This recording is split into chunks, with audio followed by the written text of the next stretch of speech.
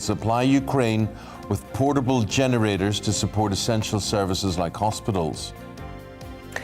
Also coming up in the programme, Power of the Dog wins Best Picture at the Baftas as its star, Benedict Cumberbatch, vows to take in Ukrainian refugees. We'll have all the details from last night's star-studded ceremony. And we want to know from you, would you take in a Ukrainian refugee? I was very impressed over the weekend where two separate people said to me that is what they are going to do. Apparently 1 in 10. They're inquiring about it. We're on your doorstep. We're in Cumber in Northern Ireland, just outside Belfast, getting your views on the issues that matter to you. So remember, it's GB Views at GB News UK, and you can give us your views on that email, or you can tweet at GB News.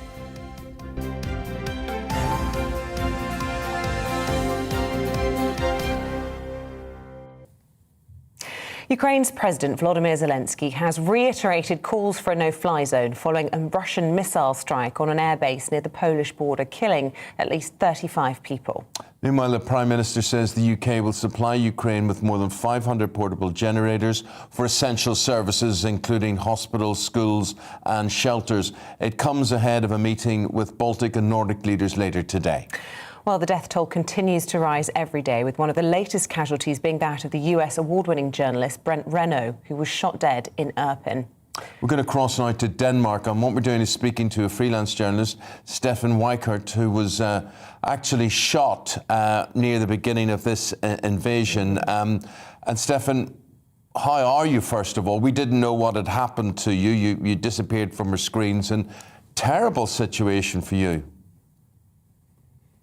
Absolutely terrible, of course. I'm feeling much better today. I was lucky enough only to be shot one time. I mean, that why I'm saying lucky is because the gunman was shooting like an automatic rifle into the car where I was with my colleague, and you know, so he was just shooting as many shots as basically possible, and hit me one time and hit my colleague 4 times, and fortunately none of us was hit somewhere really critical and lost our lives, like which just happened, as you just mentioned, to the American journalist. Yeah, really tragic loss over the weekend of Brent Renaud. And I just want to, focus on the fact that journalists are struggling, aren't they, to cover this invasion by the Russians. Because of this, we saw the Sky journalist as well, Stuart Ramsey, despite calling out to the attackers that they were press, none of that was being honoured. Were you able to get swift medical assistance? I know you'd been covering the Donbass region for some time. We'd been speaking to you a lot here on GB News. Tell us about what happened next for you. Yeah, I got swift medical help. I was transported to a hospital after we made our escape from the man who shot us. And there we got medical care within the first, I think, 15 minutes or so, which was critical, especially for my colleague, because he was losing a lot of blood. So, I mean, we were lucky in that regard that the hospital was very close. And I think that we were able to get the medicine we needed, etc. But what we have to remember here is that this was at the beginning of the war. The people I'm talking to now by phone in eastern Ukraine who are working at these hospitals, they're telling me that the situation now is much more difficult. So if it had happened now in eastern Ukraine, they would not have all the medicine they needed to take care of you. That means, for example, to have morphine, for example, or things to calm you down. They don't have that anymore. So the situation is very critical. So Stefan, let's just be clear about this. Did you make this gunman aware? Did you shout out? Did you say, we are press, we are media? And if you did, does that mean that journalists are being targeted deliberately? We had no chance of doing that, because what happened to us was our car was marked, so it's clear that we were journalists, also from behind where he was coming from. So, I mean, we did not have any chance to do more than that. We didn't have any chance to shout out that we were reporters or anything like that. We were parked somewhere ready to take a right turn when a car just out of the blue came from behind. A guy stepped out and started shooting immediately into the car. There was no trying to come in contact with us. He was not trying to communicate with us. He was not trying to make us stop because he wanted to see ID or whatever. I mean, whatever he might have been interested in. He wasn't doing anything like that. He immediately shot when he came out of the car. So, I mean, and he was on maybe 10, 15 meters behind us. And he was clearly, I mean, it was clearly marked that we were journalists, also from the back. So, I mean, there's no doubt that we were targeted as journalists in my mind. And that's also what we have seen with other examples that you brought up. The Sky News team, for example, there was also a Swiss journalist who was targeted. And now what we heard about yesterday, where unfortunately one journalist lost his life. I mean, it's clear that the journalists are being targeted. And I start to wonder whether marking your car as press is really actually going to make any difference when you are in certain areas close to the front line. Or maybe that just means that you're going to be targeted, where they're actually more risky than not having it. I think that's some of the questions that journalists have to ask themselves now. The fact that you question that, do you actually question why you do your job and if you should continue doing your job in a war zone? No, I don't think so. I mean, I'm still in the process of recovering, of getting, mentally and also physically better. I mean, it's going very well, but it's still a process I'm in. So I'm not focused so much on the question that comes after, what next. But it's not. I don't think that it changes the fact that the job is important and somebody has to do it. I just think it questions the way that you work now. If you are not safe as reporting as journalists, I mean, you can always have an accident. Air attacks can happen and you can be at the wrong place at the wrong time. Those risks are always there. But if you're deliberately targeted while driving around in your car or walking around doing interviews, which, I mean, with your vest and the press symbol on, you have to make a new risk assessment, because that's much more dangerous scenario than what normally is the case for me, for example, when covering the war in Donbass, which I've done for 3 years now. When I've been to other conflicts and wars, such as in Nagorno-Karabakh between Armenia and Azerbaijan back in 2020, so you have to take that into consideration and see, can you actually do this now or not? Engagement have definitely changed, haven't they, under Putin? And I just want to ask you, Stefan, hats off to you that you are, despite still recovering from your injury, still reporting, still being a journalist as we speak to you this morning. Bring us up to date then on this airstrike over the weekend on this NATO-linked airbase. Lots of deaths there and the fear that it could be a NATO territory next. Yeah, that's the fear, and that's what the Ukrainian president is warning about, as you also mentioned here in the beginning. It's clear that Russia wants to make it clear that even Western Ukraine, where we haven't seen much fighting, is not safe. That Russia is ready to hit any target all over Ukraine. And they also, it comes after the Russian warning that they are ready to hit the Western supply routes, right, of weapons to Ukraine. So I think it's a warning from Russia.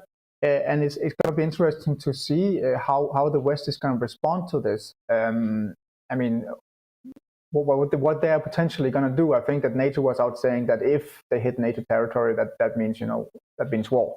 But I mean, that's definitely the two powers trying to test each other at this point. Stefan Weikart, really good to talk to you this morning. Glad to see you're doing well, and long may that continue. Thanks for talking to us. Stay safe from here on in. Thank you. Thank you. Thank you. Yeah, 9 minutes past 6. You're listening and watching GB News with Eamonn and Isabel here on this Monday morning. Now, as more people flee to neighbouring countries all around Ukraine, our reporter Paul Hawkins in Sighetu, Marmati in Romania, to hear how they are assisting with humanitarian aid.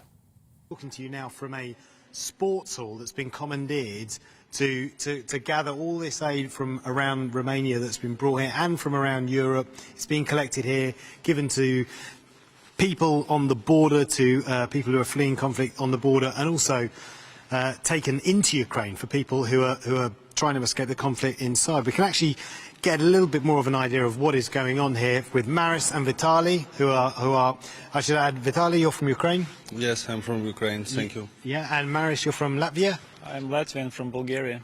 Okay, excellent.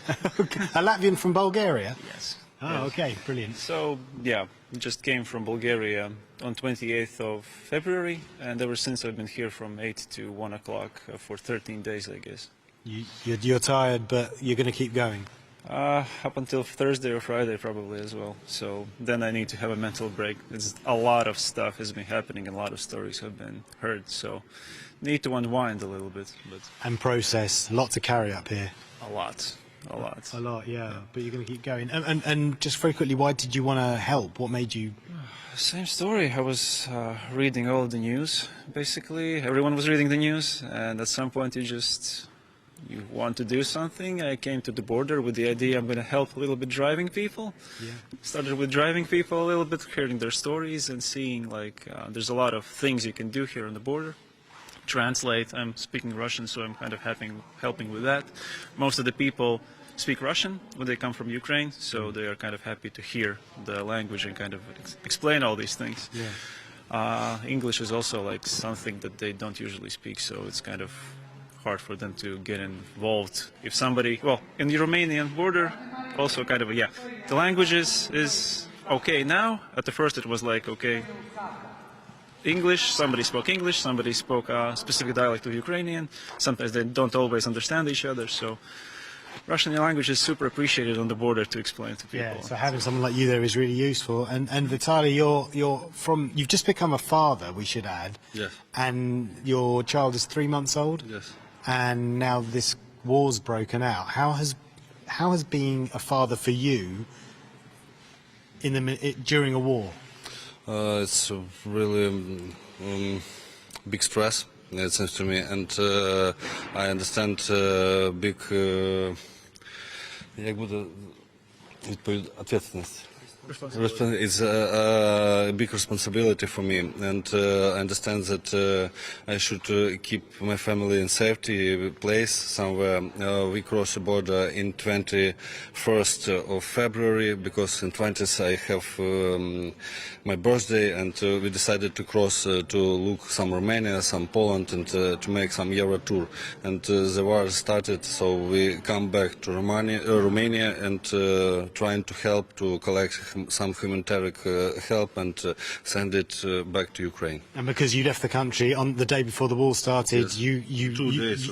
they haven't conscripted you, haven't brought you in to fight. Yes, yes, and now I staying here with my family. I can't left them here because I don't know what will happen to them, and I want maybe to return, but how I can leave them? Yeah. How I can leave my son? So you know, of course, and so your mum's taking aid into Ukraine. Yes, my mom has a volunteer organization, so she comes to me. We collect here all stuff that we could and send to the border to Ukraine. Yeah, so just show us here. Come along as well, Maris, if you want. Just talk us through what's on the wall here, what's being gathered. If I know from yesterday, here is some stuff, some food. There is some pampers, some warm clothes, some wet napkins for babies, food for babies, meals for babies, some everything people coats, bring. Sleeping bags in the corner. Yeah, sleeping bag also, yes. There's for pets food a lot in the street there. So people bring all they can and all they can to share to us. Yeah, Maris, people from all over Europe. Basically, been stuff here. A lot of Romanian support, and there's an organization, I think it's called CERT, or CERT in Romania, probably. So they're also kind of bringing a lot of value to bring stuff here and then distribute further away. So you're going to have some other contacts to talk about details. Yeah. And I mean, it's a really multinational effort. Yeah. And actually, thank you guys. Thank you for speaking to us. Really appreciate it. Thank you. Someone else that we also wanted to just show you, his name's Vince, and he's come all the way from Switzerland, and he's just walking off now, which is really annoying. But what he was going to tell us was that he's been boxing up. I think they've packed away some of these boxes now, but essentially a lot of the aid that comes in, it's separate. You know, people have just kind of cobbled it together, toiletries in that need, and what he's done is he's made little baby kits and put them into boxes, and on the boxes he's labelled it in Ukrainian, in Russian and in Romanian what is inside the box, which really helps with the authorities, so they don't need to open every box and look inside. They know what's inside it. It's written in 3 different languages. he's really thought about it, gone into a lot of detail, and it's really helped with the humanitarian effort here. So lots of people like Vince, like Maris, like Vitali, people from all across the world and from the UK as well, coming together. And these are the kind of places, these are the kind of efforts that really lift your spirits. In stark contrast to the stories that we hear from many refugees, which are just frankly, heartbreaking. Paul, thank you very much indeed. Some good people out there. Absolutely, yeah, incredible. 16 minutes past 6 o'clock, and Russian soldiers allegedly fired live rounds at protesters in the occupied Kherson region yesterday. Yeah, hundreds were taking to the streets in protest of Russian plans to turn the southern city into a breakaway republic. We're joined now by someone who is in Kherson. They don't wish to be named. Sir, can you tell us what you have been seeing?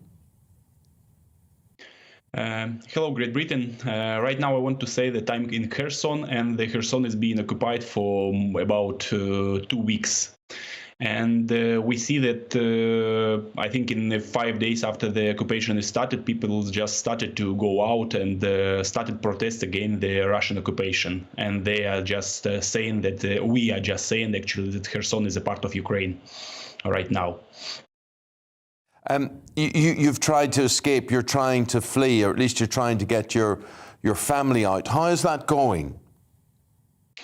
Right now we are unable to leave the Kherson because when the war started, Kherson was taken very fast. I think it happened in 1 or 2 days, and then the city was surrounded. So there is no way to someone to leave Kherson region right now, and there is no way to someone to come inside. Also, the same problem is with any products and any supplies that trying to get inside Kherson. It's impossible right now.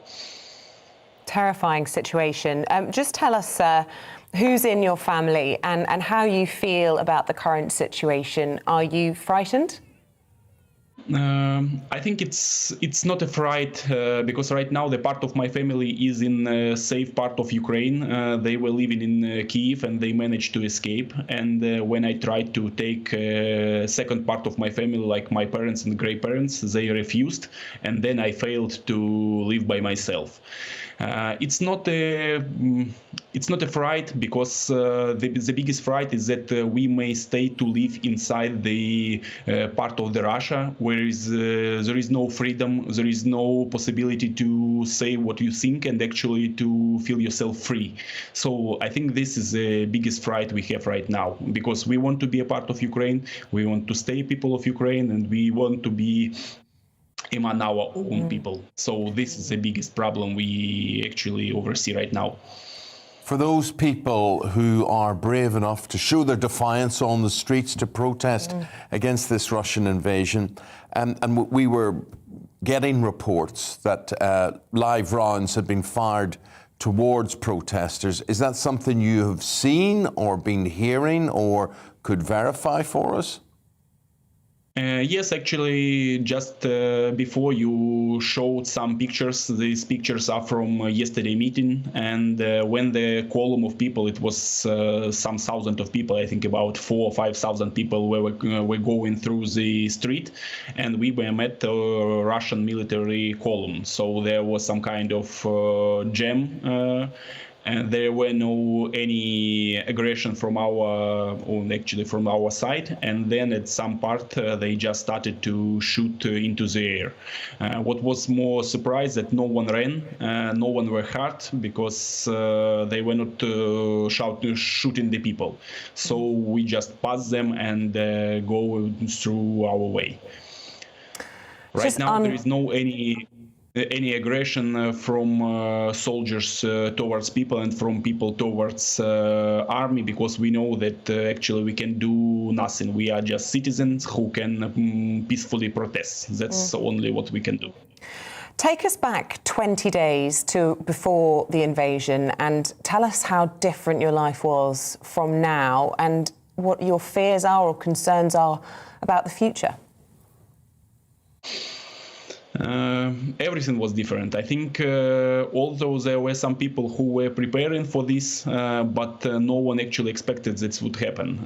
No one had his car full tank of gasoline. No one had enough of cash, and we were thinking about what we're going to do. I had some business. We had a lot of plans for expansion in the summer period, and everything was going smooth. And after then, I came to my father's birthday to Kherson, so we spent it with the family, and no one expected it. When I was woken up at 5 o'clock in the morning by the call from my wife, she told me, Dima, the Russia is bombing Odessa.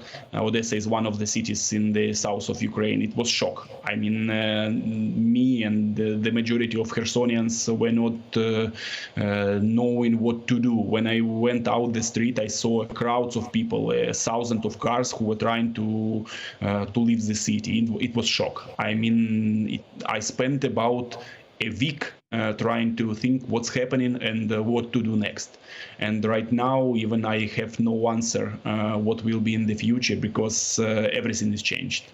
We have no business, we have no connection with our families. So only thing we can do is just to support ourselves inside the Kherson and support people who are in Ukraine, just we stay connected with them. Well, it's been a privilege to hear your story.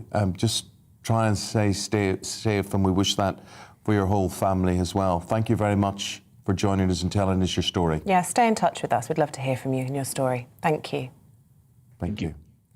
Very shortly, we're going to be speaking to the defence editor of The Sun to get the latest on the Russian strike near the border and an incursion into NATO territory. But first, let's have a look at the weather forecast. Well, looking ahead to today's weather, and the UK is looking a bit mixed, with showers for some, but blue skies and sunshine for others. Let's take a look at the details.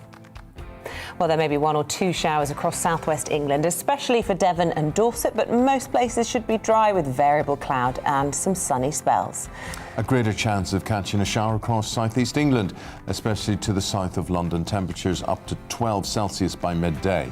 Much of Wales will be bathed in blue skies and spring sunshine, and with light winds, it should feel very pleasant if you're out and about. Some areas of cloud and maybe the odd shower across the South Midlands, but for the vast majority of people it will be dry with the best of the sunshine towards Shropshire and Staffordshire. At lunchtime, we also expect plenty of sunshine across the bulk of Yorkshire and northeast England, a bit more cloud pushing into the Pennine areas, and also quite breezy, especially for Durham and Northumberland. In Scotland, it will, however, be cloudier across southern and central Scotland, with outbreaks of showery rain feeding in from the west. Breezy, with temperatures between 6 and 9 Celsius. The bulk of this morning's rain should have cleared from Northern Ireland, but at lunchtime it will still be largely cloudy with a few residual showers and rather chilly in a brisk westerly breeze.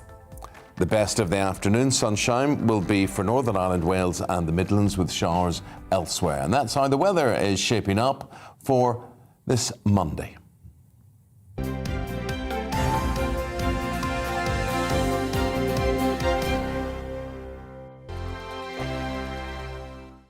GB News is the UK's home of discussion and debate from all perspectives. To stay up to date on the latest stories, make sure that you subscribe to the GB News channel right here on YouTube. You can watch us live 24/7 across the whole world. You can also check out exclusive content and catch up on previous episodes of your favourite shows. Every day, we ask the questions that you'd ask, so why not add your voice to the conversation in the comments section? Don't forget to subscribe. We are GB News, Britain's news channel.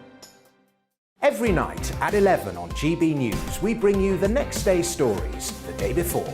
It's basically like time travel. If it's a big story, we'll cover it, guaranteed. But we'll also have some fun along the way. Big opinions, big laughs. Sometimes big hair. This is Headliners, the paper review show that won't send you to sleep like the others will. 11 p.m, 7 nights a week. Join us.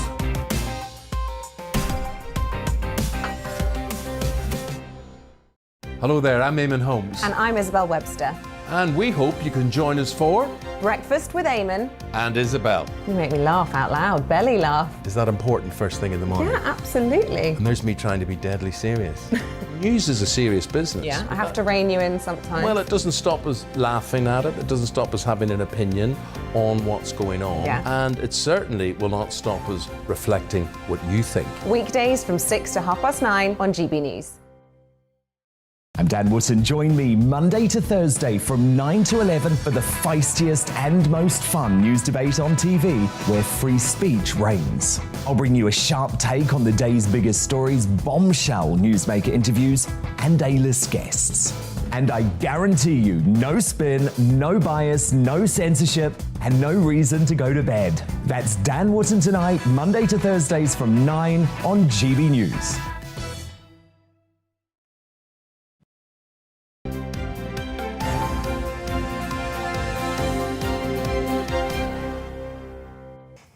"26 minutes past the hour. Hello, good morning to you, wherever you're watching or listening from. I spent the weekend in Belfast and very enjoyable it was, except the plane was a bit late. And then last You keep having bad luck with all your jet setting. I think everybody has bad luck with airplanes. Yeah, they're just sort of... And then they get you to a stand and they don't have buses to pick you up from it and various things. But anyway, I always reckon any flight that lands in your one piece has been a good Definitely. And you had a nice weekend. You saw some family, wonderful lots of football weekend. matches. And there's a lot of good football matches, including my local team Cliftonville winning the League Cup. I was there yesterday for that. Manchester United demolished Spurs. Oh, on Saturday. good. You've been having a bit of a bad run, so that's good. That's very good. Yeah. That's very good. I hope we get that reflected in the sports news when Paul Coit comes along. Yeah, it was Six Nations weekend as well. It was a really interesting game. Poor old England on Saturday at Twickenham. Yeah. And where did you go? What was your entertainment? I went for to kids? see the musical Frozen at the weekend, which was, I have to say, lots of you will have done the same with your kids. It's been sellout, absolutely phenomenal. The kids loved Isabel, let it go. Let it go. And you know what? Quite a few GB News viewers out and about in Covent Garden this weekend. Yeah, recognising me, coming up saying hello, which was lovely. Thank you And for did they doing that. mistake you for someone? Did they think Well, you were like when they Annika Rice recognised or me, I something? assumed, I didn't know where they recognised me from, but it was lovely that they were like, that's the lady from GB News. So we're doing something right. The message is getting out there. Yeah, well, that's good. And thank you very much indeed for our audience, which just continues to grow and grow, much to the consternation of our rivals. But this is the growing breakfast station. This is where it all happens, and it all happens thanks to you. So thank you very much indeed. OK, let's take a look at this morning's headlines. And Boris Johnson says the UK will supply Ukraine with more than 500 portable generators following a request by the country's President Volodymyr Zelensky. The devices will provide energy for essential services, including at hospitals and shelters, and will power 20,000 homes. Football clubs are backing Sadiq Khan's campaign to challenge inappropriate behaviour, sexist attitudes, and encourage men to take a stand against misogyny. The Mayor of London says lessons on misogyny, which means women hating, just in case a lot of women haters don't know that, should be taught in primary schools, as he calls on violence against women to be tackled. Research shows that a typical household renting privately in the UK spent just over half their wages on rent and bills last year. The analysis by estate agent Hamptons found it added up to nearly £17,000 of income after tax. Tributes have been paid to American actor William Hurt as an amazing talent following his death, aged 71. Yeah, the Academy Award winner has died of natural causes, best known, of course, for his roles in Kiss of the Spider-Woman and his role as Thaddeus Ross in the Marvel Cinematic I would Universe. disagree with that synopsis. Yeah? I would say he's best known for films like Body Heat. Yes, with Kathleen Turner. Kathleen Turner. And there's a whole list of films which I'll look up for the next time we actually mention that. That sounded like a Marvel Comics press release, really, more than anything else. Right.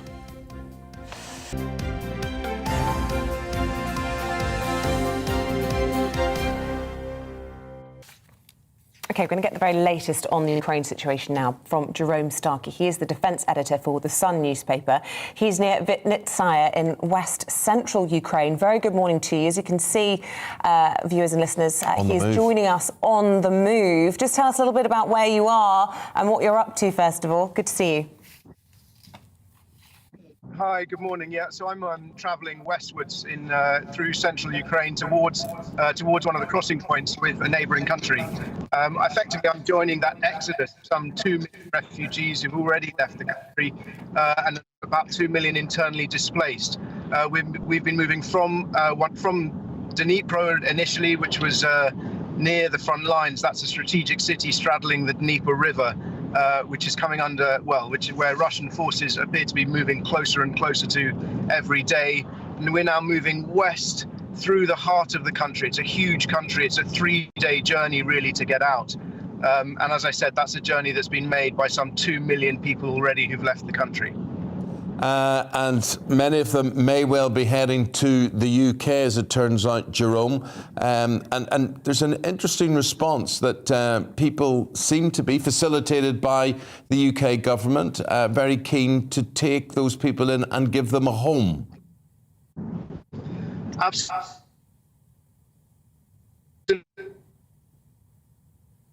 Bear with us, because as you can imagine... Yeah, and I think that'll come some succor to the many people here and the many people who've already left. Of course, it's incredibly difficult towards my loved ones, but for many of the people, for most of the people indeed, fleeing Ukraine, it's exactly the opposite. Their families are being wrenched apart. Mostly women and children crossing the border on their own, husbands, fathers, brothers staying behind to defend their country.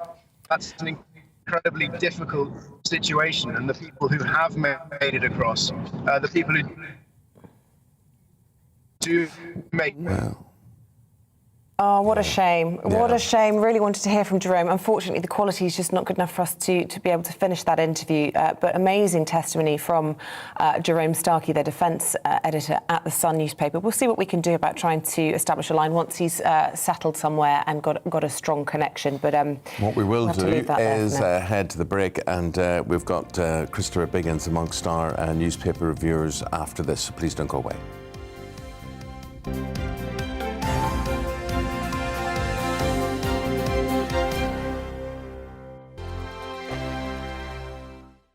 GB News is the UK's home of discussion and debate from all perspectives. To stay up to date on the latest stories, make sure that you subscribe to the GB News channel right here on YouTube. You can watch us live 24/7 across the whole world. You can also check out exclusive content and catch up on previous episodes of your favourite shows. Every day, we ask the questions that you'd ask, so why not add your voice to the conversation in the comments section? Don't forget to subscribe. We are GB News, Britain's news channel. Every night at 11 on GB News, we bring you the next day's stories the day before. Basically like time travel. If it's a big story, we'll cover it, guaranteed. But we'll also have some fun along the way. Big opinions, big laughs. Sometimes big hair. This is Headliners, the paper review show that won't send you to sleep like the others will. 11 p.m, 7 nights a week. Join us.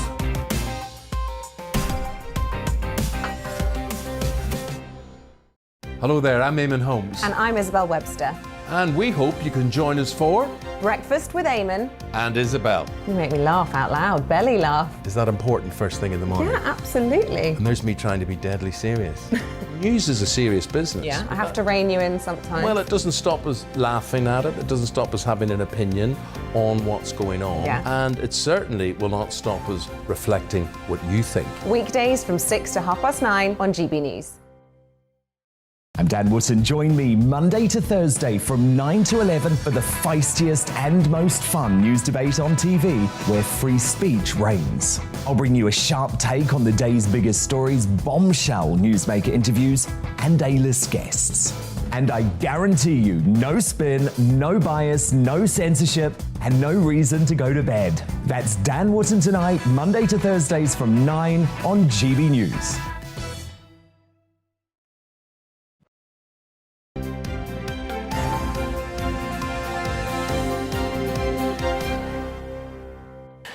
Welcome back. It is 6:34, time to take a look at today's front pages. And we'll start with The Times, their headline reading, War reaches NATO border as Russian forces struck that Ukrainian base in Yavoriv, which is just 15 miles from the Polish border. The West in a sight, says the Mirror. Those missile strikes are a warning to the West to stay out of Ukraine, apparently. The Mail follows up on that story, saying Russia fired 30 cruise missiles at the base in western Ukraine, killing 35 and wounding over 100. Moscow claims it's a depot for crucial weapons shipments from Britain and other friendly countries. Here's the Telegraph. The United States warned Russia it will face full force of NATO military action if those attacks stray over Ukraine's border. And the Star says the invasion is due to Vlad's roid rage, claiming the Russian president is very sick.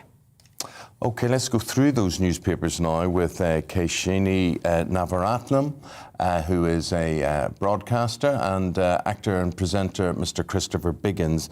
And Kashini, you want to start with those missile strikes, and that's where we should start, because they're not far from Poland, they're not far from a NATO territory.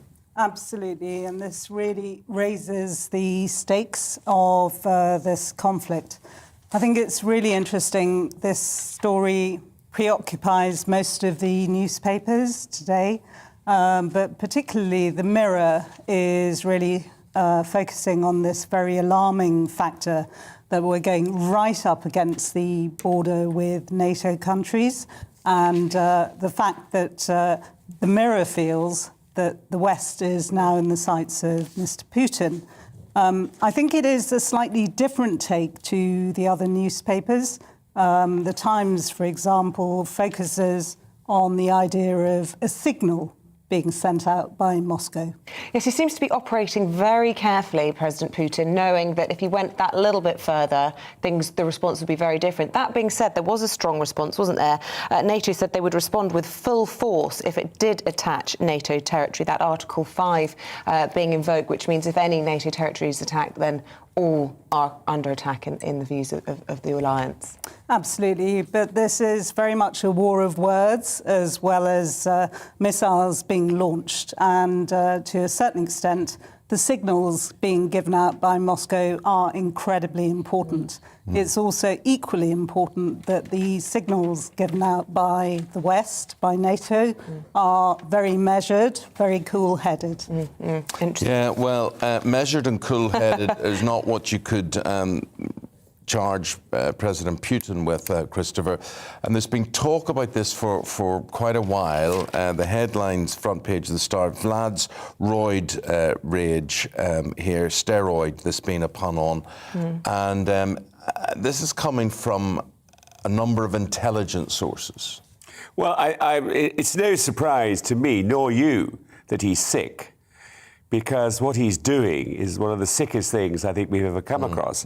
However, the fact that this is quite new news, I think, that he's, well, it seems to me it's new news, that he is dying. He has some terrible disease or something, or cancer. Yeah. So we should say that this is sources within the intelligence community. Yes. It's coming out of the Kremlin and the Five Eyes Intelligence Alliance, comprising Australia, Canada, New Zealand, the UK and the US. I mean, we've heard this. Yeah, lots of theories, but to have the Five Eyes suggesting it might be the case is very interesting. I heard the arguments were either roid rage, dementia, or some other, I can't think what the other mental illness they were suggesting that he might be suffering from. I mean, a lot of people would say that gives him a justification. He could just be pure evil. Parkinson's, I think, was the one that was mentioned. And I think, again, it's very interesting. This was a story running very much at the weekend. It first broke on Saturday, coming out into the public domain. But it's not the first time that I've heard stories about speculation about the state of health. But, you know, there's plenty of justification. Exactly. Yeah, plenty of people have Parkinson's or Alzheimer's. They don't go around committing mass murder. No, and also, you know, if he is dying, let's help him by killing him off earlier. I mean, you wonder then about his whole judgment anyway. You know, if he is on medication and, you know, he's not thinking straight and all of this, that has only got to be scary to me. Absolutely. His finger on that button, sort of thing. Terrifying. Let's look at the front of the Metro. Lots of talk about refugees over the weekend, not least from the Baftas, which we'll come on to in a moment. But it was interesting, you know, we sort of cabinet people being wheeled out over the weekend for various political shows. Everybody sort of is claiming that they're going to take in a Ukrainian refugee now. Absolutely. This is the big story of the moment. And to a certain extent, the Metro has stolen the lead on the other papers by picking up on the First World War recruitment slogan, "Your country needs you." So echoes of a very patriotic campaign. But this campaign has really caught the imagination of the British people. And I think we're now seeing the British people putting pressure on the government to do something about it. See, why I'm so impressed about this is slogans are easy. Boris Johnson loves a slogan, doesn't he, as well?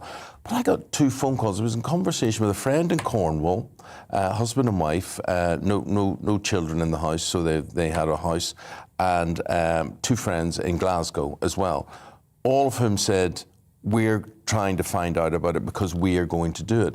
And then I felt a bit puny about all this, because that is something.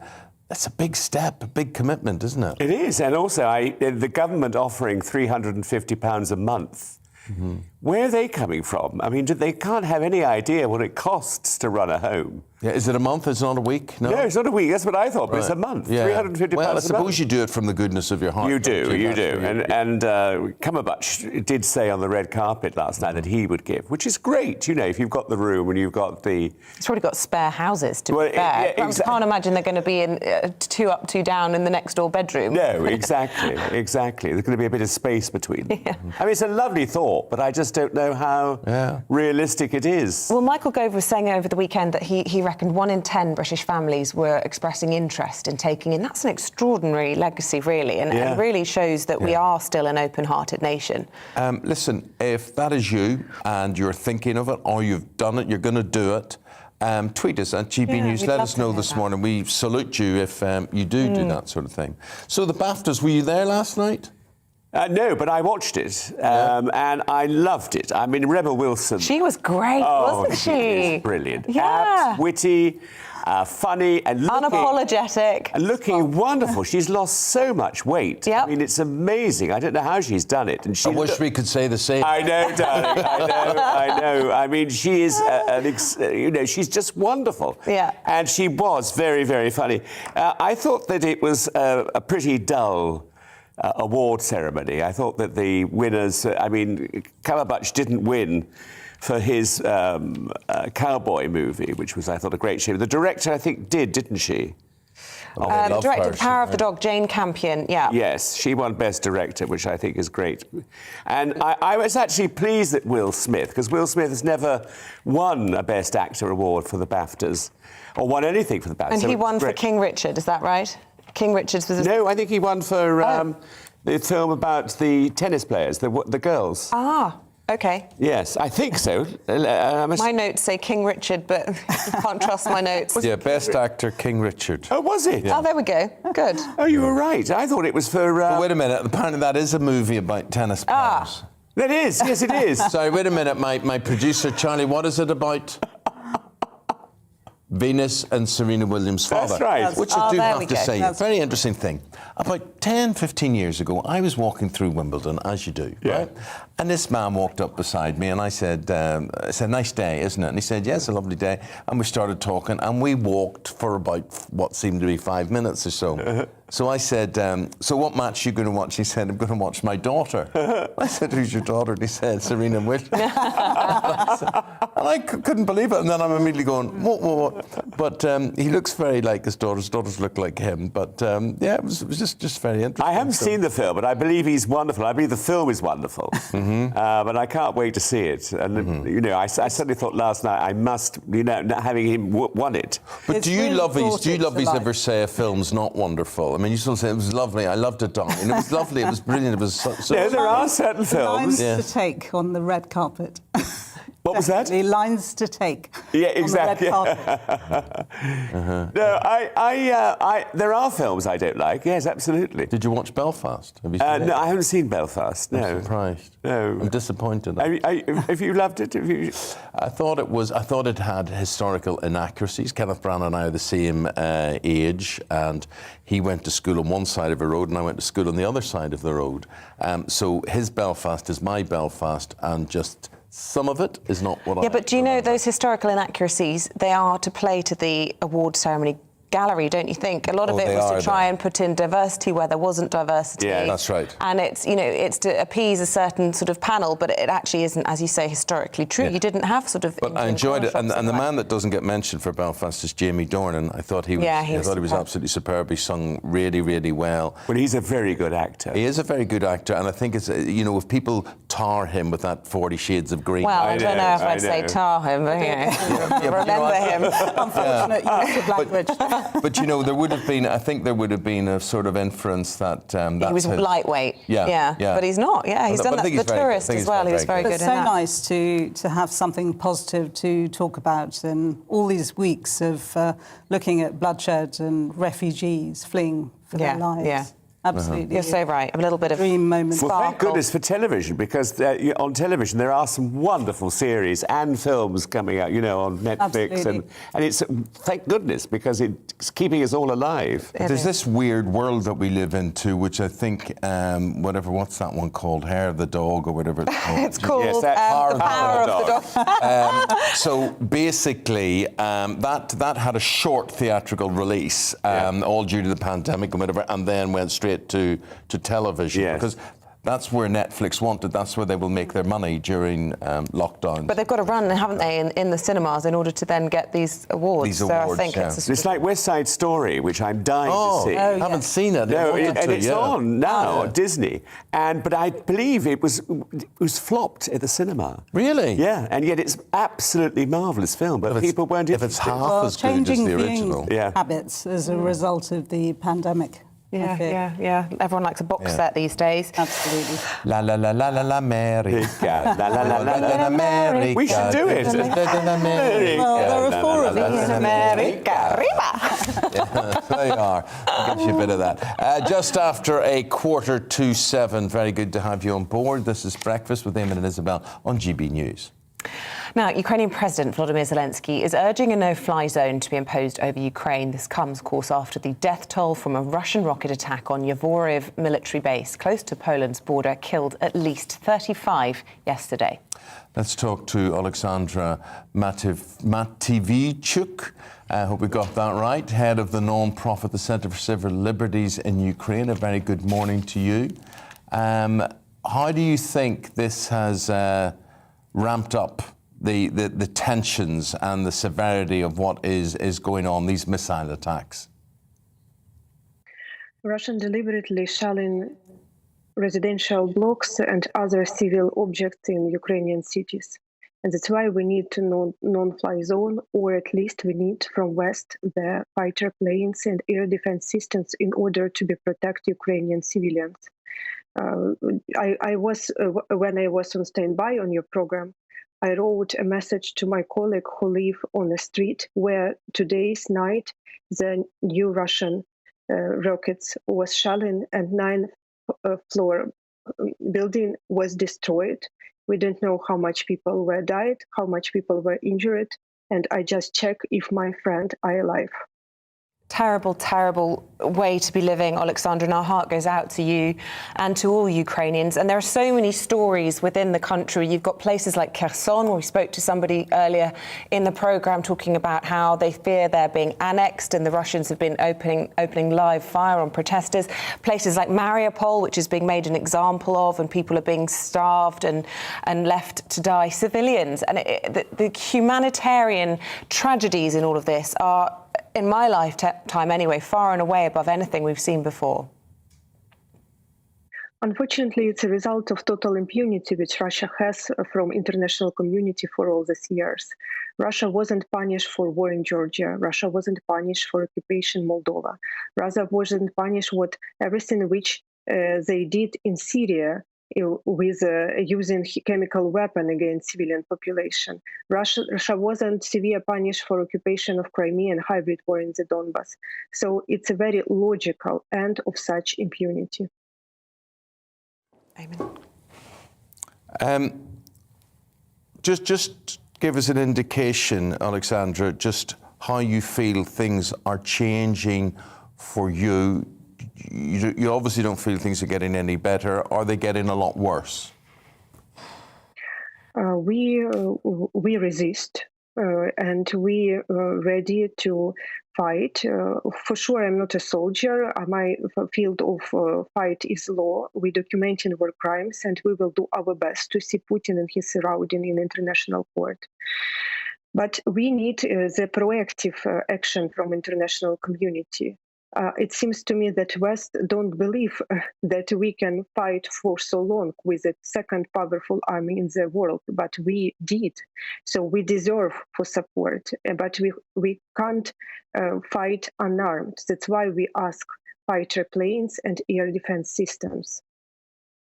Suppose, Alexandra, that missile strike over the weekend, that is targeting any support you're getting from the West. I mean, we now hear that Britain are sending out 500 generators, portable generators, to try and keep the lights on, to try and keep hospitals functioning, for instance.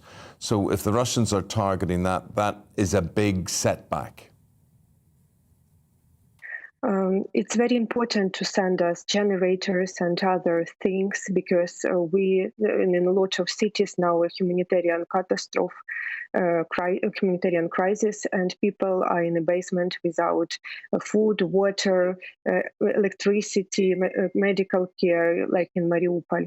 But the problem is that Russia isolated these cities, villages, and settlements, and don't provide humanitarian aid to be reached. They shell in the humanitarian corridors. So once again, if we will not be able to protect, to fight with Russians, they will kill us with all your generators. Alexandra, we've got to leave it there. Stay safe. We'll speak to you again. Thank you very much indeed for your time. Thank you. And the update. Thank you. Thank you very much indeed. Well, it's time now for On Your Doorstep.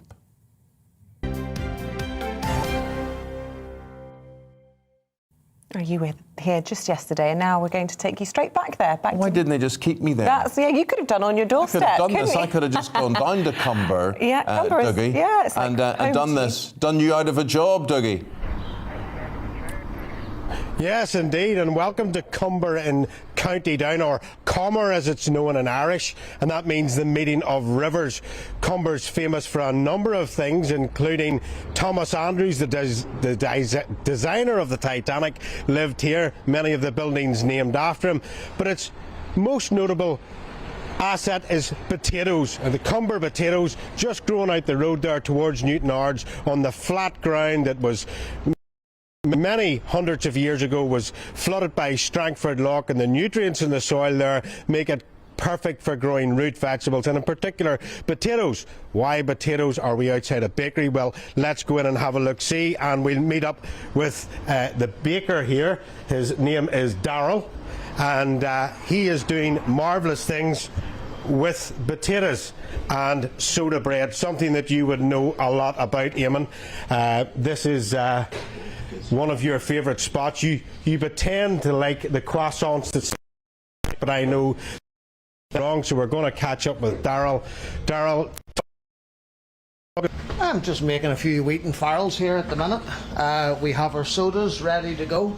We have our potato bread sitting. This is very popular. It's potato chomp made with a wee bit of cream and black pepper. We have potato oaten and we have potato apple, which is all very popular. So, tell us, it is potatoes in the bread. Yes. The Scottish, I suppose, have something very similar called tatty scones. Yes. But it really is a sort of a... It would be, yes, Ulster Scotch. The same as this idea here with the porridge oats. The porridge oats and the potato bread, that would be like an Ulster Scotch sort of idea as well. Now, you have soda bread as well. Talk us through that. Yes, we have, it's basically a plain flour. We have got racing agents in it. It's our own blend. We add buttermilk and we just add a little bit of oil. And this is it here, ready to go. Very simple. Just mix it up by hand. You can do this at home, folks. Very easy to do. Just a little bit of buttermilk.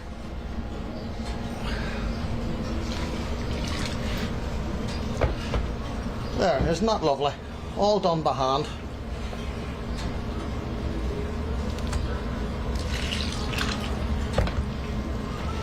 Soda bread goes back years. My granny and my great granny back in the day, they've used exactly the same as what I'm doing here now. All very simple. So back the like of the baking soda, it was multifunctional, so you could make bread, but also great for cleaning as well, folks. Back in the day they didn't have any Jif or anything like that, so just old-fashioned baking soda. This is our wheaten farls now, ready to go on.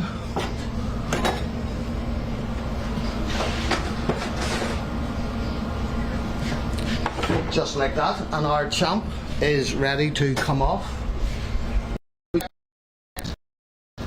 Very pretty. Okay, it is fantastic, and thank you very much. And I know that you have some stuff there for Eamonn. Eamonn, we know that you pretend to like all those croissants and stuff, and they're not at all. This man is going to send you across a kit for soda itself. He won't have to send me. Tell him I'll be there next weekend. I'll call in and see him. Sorry, and here we go. Oh, he says he'll be here next weekend to call in and see you. And there, look, he has a beautiful... Oh no, he teases us. Oh, there we go. Alan, I was there on Friday. I'm sorry I didn't know about you. Soda. That's our own soda blend, ready to go. And this lovely wheaten blend, ready to go. So you've no excuse now. You can make your own sodas back at home. There you go. And that's it. And that's your breakfast sorted, Dougie. That's your breakfast sorted. We know. We'll see you again in an hour. Yeah. Good man. Thank you very much. Good stuff. Sorry, but we have to leave it there. Look, I love that getting out and about on the doorstep in the morning. It's really nice. I'd love a soda far.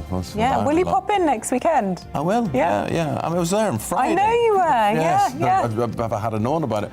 And potato bread. Potato bread. I mean, that is just extra wicked, isn't it? It is lovely. And especially, I mean, we're all going to pay more for our breads, various breads, with the grain price going up and all that sort of thing. So what I couldn't work out, there's flour in soda bread, so therefore that involves grain. Yeah, I was trying to think. But does it actually involve potato? Sorry, I missed that. Yes. Yeah, okay. That's what it's called. There's a clue in the title. I know, but I wasn't sure if it was like a funny name. I don't know. I've never encountered it before. And then you heat it, and then you put things like bacon or sausages or fried egg or poached egg on top of it. No, it's all very, very, very nice. Making us hungry. Anyway, you know what to do. The time now, 3 minutes before 7. We'll take a break, back top of the hour.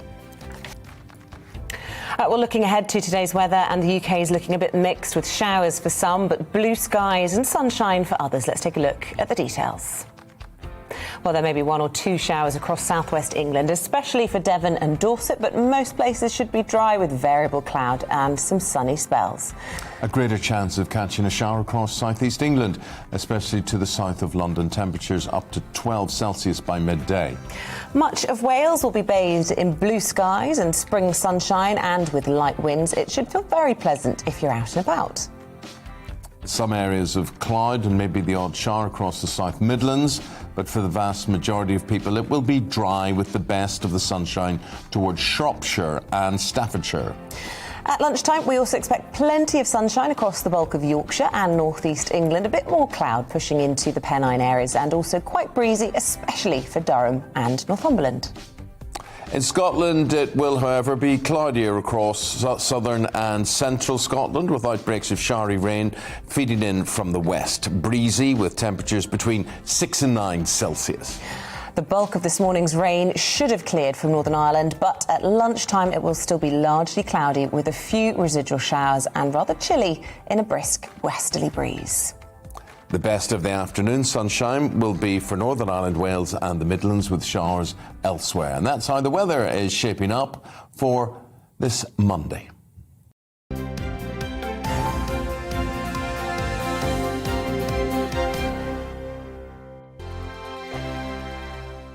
GBNews is the UK's home of discussion and debate from all perspectives. To stay up to date on the latest stories, make sure that you subscribe to the GB News channel right here on YouTube. You can watch us live 24/7 across the whole world. You can also check out exclusive content and catch up on previous episodes of your favourite shows. Every day, we ask the questions that you'd ask, so why not add your voice to the conversation in the comments section? Don't forget to subscribe. We are GB News, Britain's news channel. Every night at 11 on GB News, we bring you the next day's stories the day before. Basically like time travel. If it's a big story, we'll cover it, guaranteed. But we'll also have some fun along the way. Big opinions, big laughs. Sometimes big hair. This is Headliners, the paper review show that won't send you to sleep like the others will. 11 p.m, 7 nights a week. Join us.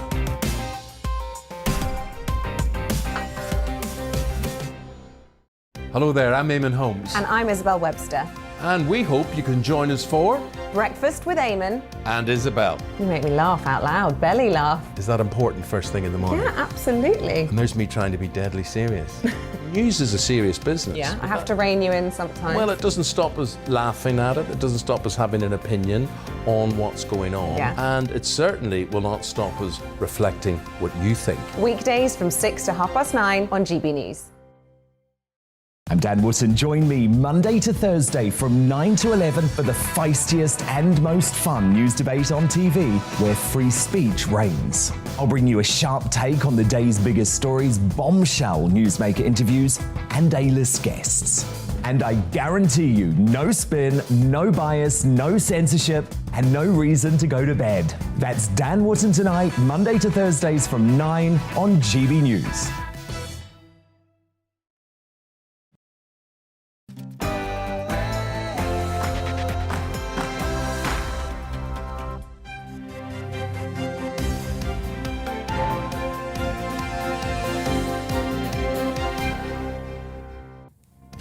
President Zelensky renews calls for a no-fly zone after 35 people are killed in a Russian strike on a NATO-linked base near the Polish border.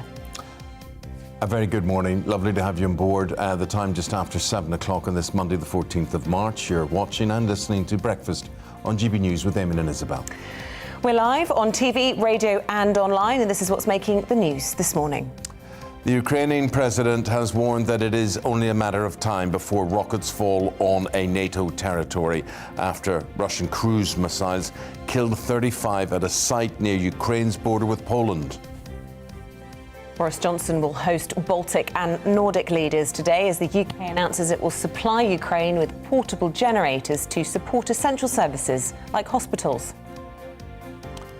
At the Baftas last night, Power of the Dog wins Best Picture as its star Benedict Cumberbatch vows to take in Ukrainian refugees. We'll have all the details from last night's star-studded ceremony. And we're back on your doorstep in Comber, which is famous for potato bread. Potatoes full stop. Potatoes full stop. Potatoes. Yeah, and that is in Northern Ireland. If you hadn't guessed. Go into your shop, your greengrocers, and ask, do you have any Comber potatoes? When you invite me, I'll come for a little visit to Belfast. But they sell them here as well. Comber potatoes. Do you know, there's some supermarkets that sell exclusively Irish produce. Wow, yeah. You get Irish potato crisps, Irish butter, Irish bacon. Do you know there's black butter and black bacon? Oh my gosh, the list goes on. Look, we'll be back in Comber a little bit later on in the show, and we're talking about all the issues that matter to you. Yeah, look, wherever you are today, give us your views, email in. It's lovely to hear from you. Mostly really it's is. lovely to hear. Some of you we don't want to hear from at all. But GB Views at gbnews.uk or at GB News. You can tweet us as well, okay? So you talk to us, we'll talk back to you.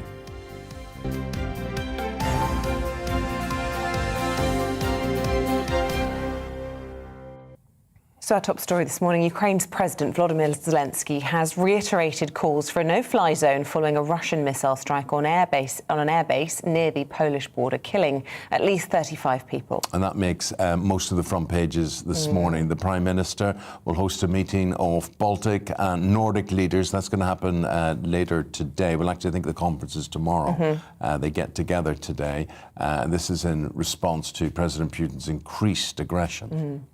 Well, according to Ukraine officials, over 40,000 tonnes of humanitarian aid has arrived. Robert Clark is an Army veteran and Defence Policy Associate at the Henry Jackson Society, and Craig Smith is a Conservative councillor for Colville North in Leicestershire, and both have travelled to southeast Poland near the border with Ukraine. Very good morning to Guys, you really good seeing you there, united as a team. Why are you doing this? What moved you?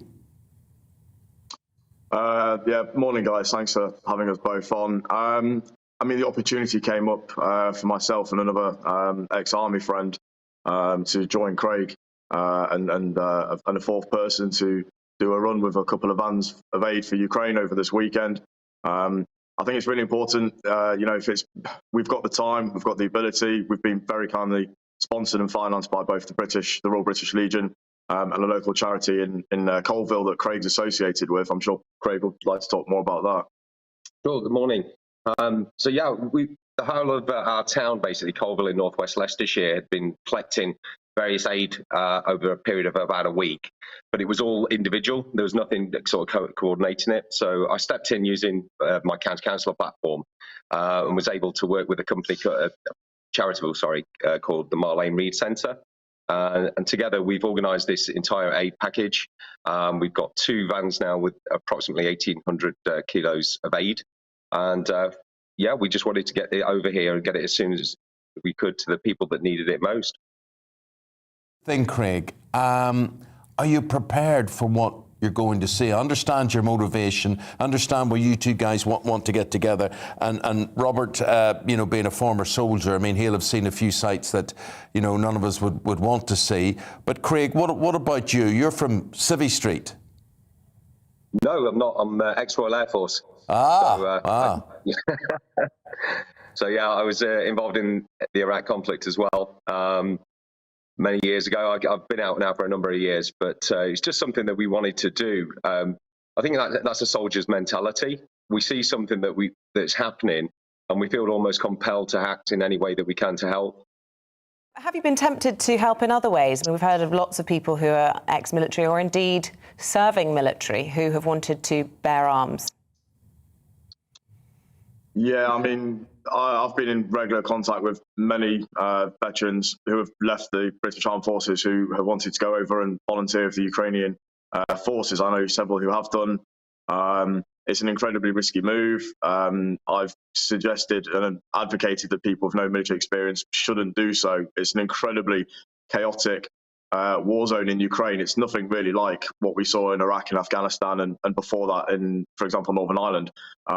So really, and I have to reiterate, anyone who hasn't served in the military, I cannot advise against it more strongly. And those that have, they know a little bit about the risks that they're taking. But like Craig mentioned a moment ago, it's kind of incumbent upon a lot of British veterans to want to help how they can. And this is one way we can help. There's other charities and there's other aid organisations who still receiving donations and need drivers, for example. So if people are wanting to help, I'd suggest this is definitely probably a safer and a more sort of practical way of doing so as well. Craig, you're a politician as a councillor, ex-forces, RAF. What way do you feel about the no-fly zone? I mean, it's a tricky one. We would all like to impose a no-fly zone if we could, but the thing is, if NATO do that, then we know what's coming. And at this time, it's not the right move. So, it's hearts and minds, really, isn't it? We've got to help the Ukrainian people in any way that we possibly can. But getting involved with military at this stage is probably not the right thing to do. Well, look, listen, thank goodness there are people like you, and there's so many people like you, which constantly surprises us and just, I think, makes a lot of people just feel very inadequate. But people do want to help. Guys like you are getting off their backsides and doing something about it. So impressive. Yeah. Just stay safe, because we hear now the Russians are targeting supplies as well. I mean, they would have hit a base last night, which may have had generators, which may have had military supplies in it as well. So, as you guys know, everyone's a target now. Yeah. Yeah, that's it. We are taking precautions, and hopefully we'll be back in a few days anyway. But thank you very much, both of you, for your wishes. Godspeed. Yeah. Robert Clark, Craig Smith, thank you both. Thank you very much indeed. The time now, 9 minutes past 7 o'clock, as more Ukrainian people flee to neighbouring countries like Romania and Poland and Hungary. Our national reporter Paul Hawkins is in Romania to hear how they are assisting with that humanitarian aid. Talking to you now from a sports hall that's been commandeered to gather all this aid from around Romania that's been brought here and from around Europe. It's being collected here, given to people on the border, to people who are fleeing conflict on the border, and also taken into Ukraine for people who are trying to escape the conflict inside. We can actually get a little bit more of an idea of what is going on here with Maris and Vitaly, who are I should add, Vitaly, you're from Ukraine? Yes, I'm from Ukraine, thank you. Yeah, and Maris, you're from Latvia? I'm Latvian from Bulgaria. Okay, excellent. A Latvian from Bulgaria? Yes. Okay, brilliant. So, yeah, just came from Bulgaria on 28th of February, and ever since I've been here from 8 to 1 o'clock for 13 days, I guess. You're tired, but you're going to keep going? Up until Thursday or Friday probably as well. So then I need to have a mental break. It's a lot of stuff has been happening, and a lot of stories have been heard, so need to unwind a little bit. And process, a lot to carry up here. A lot, yeah. But you're going to keep going. And just very quickly, why did you want to help? What made you?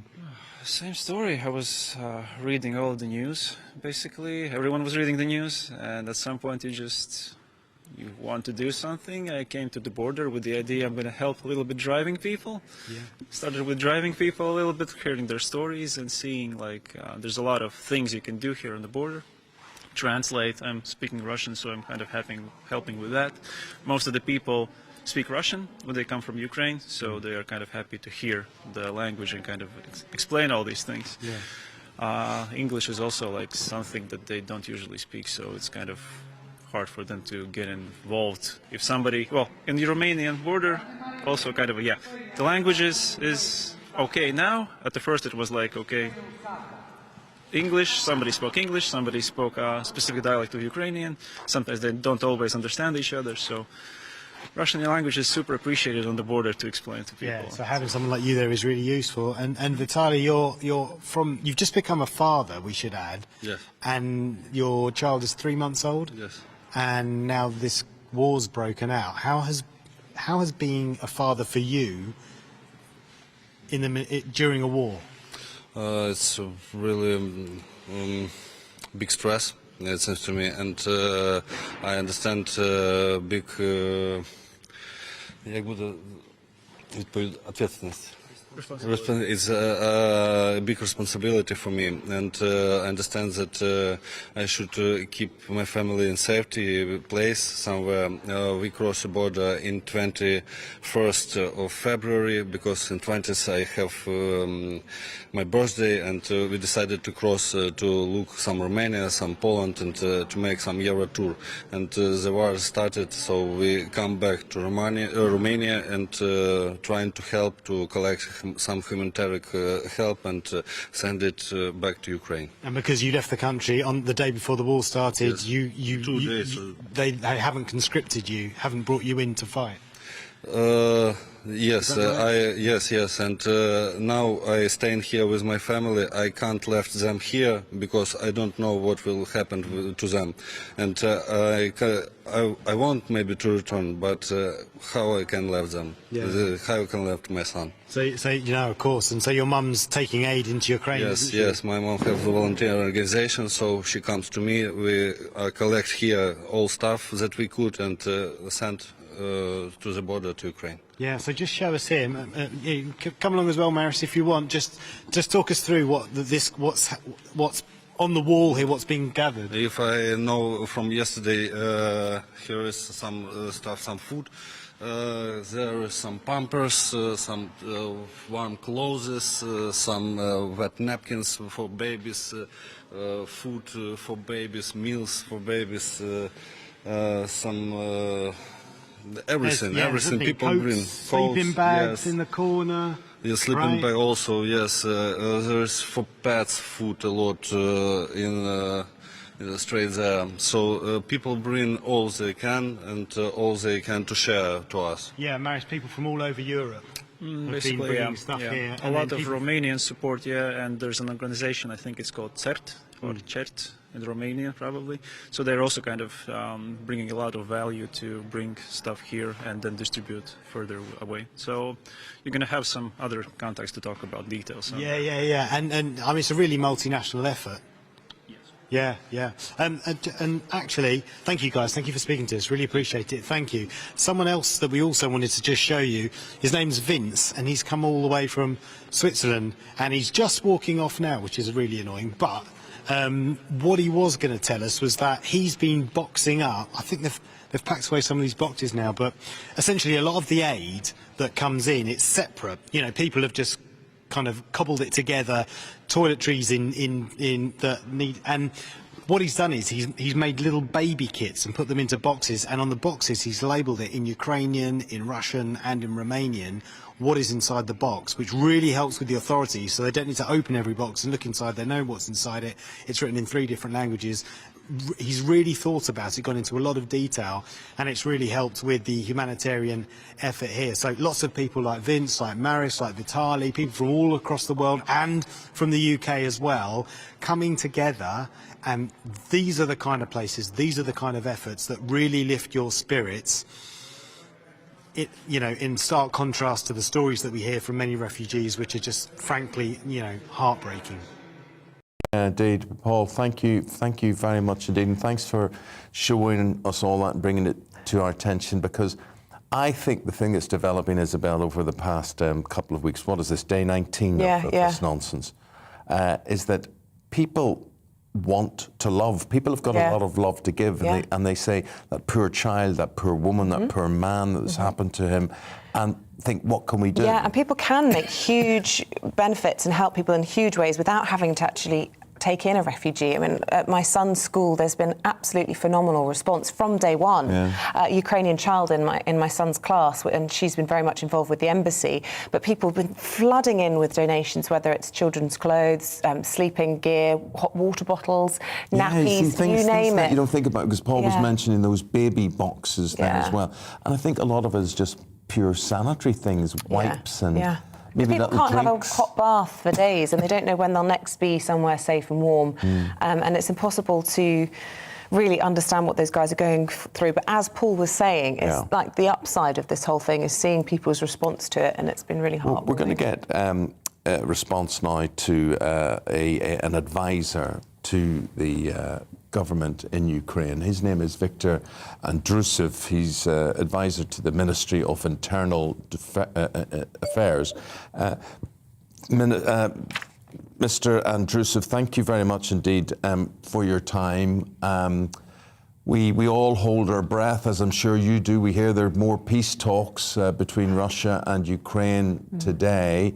What would your overview of that be, or how hopeful can any of us be over that? Well, we don't expect much from the peaceful talks. What we do really expect is that that they could allow people to be evacuated from the cities which are besieged, and because we have a huge humanitarian catastrophe in Mariupol. But the problem is that Russians actually don't want to give us possibility to evacuate people and bring some humanitarian aid, because humanitarian crisis they created is a part of their strategy. They want to make a pressure on us with these humanitarian problems. So that is why normally they refuse from many green corridors and other things from the city with the big problems. In Mariupol, already 2,200 civilians died, and they are in very bad situation. Yeah, absolutely terrible. And I just want to ask you, why do you think it is that some humanitarian corridors have been honoured and respected by the Russians, and then the one of Mariupol has just been impossible to get those civilians out? Is it deliberate, do you think, or is it just a sign of chaos within the Russian military? No, it's very easy to explain. They allow corridors in the cities which are not encircled by them, which are not besieged by them. So if they didn't capture the city, they allowed to have a green corridor because they could not control all the roads to the city. When the city is already besieged by them, they do not allow any corridors, because they make a pressure with this humanitarian crisis on the people who are in defense of the city. Mr. Andrusev, it seems to be coming clear to us watching the conflict that information and journalism is a big casualty of this war. Why do you think the Russians, they seem to be deliberately targeting media? What's your theory with that? Well, normally they are killing any civilians they meet. They do a lot of looting and other things. The problem is that Russians expected to capture Ukraine in 3 days, and now they are running out of any resources, of food, of anything. And also when they meet anybody on the road, they think that this person will address the location to our artillery. That's why they normally kill everybody they meet on the way. So they don't care of journalists, of the Red Cross. I would say even more, they attack cars with the Red Cross, because, as I said, this is a part of the strategy to create more humanitarian catastrophes. So the same is about the journalists. They don't respect any names like press or other things. They just attack anybody they see. And tell me, Victor, do you think that, some of the media here are reporting that the Russians have been regrouping and changing their strategy after they've had a fairly unsuccessful war so far? Over the weekend, we saw 2 mayors being kidnapped, and indeed, we've spoken to somebody, a resident of Kherson this morning, saying that their city is being encircled and that they're trying to impose a referendum and see if it could be annexed into Russia. Do you think that Russia is making some gains in Ukraine?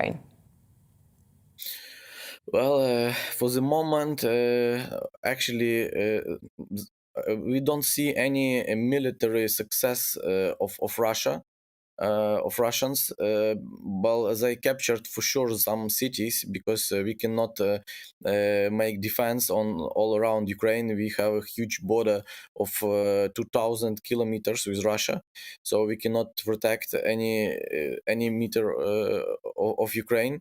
So we do maneuver defense. So we put forces at the place we can create a big damage for them.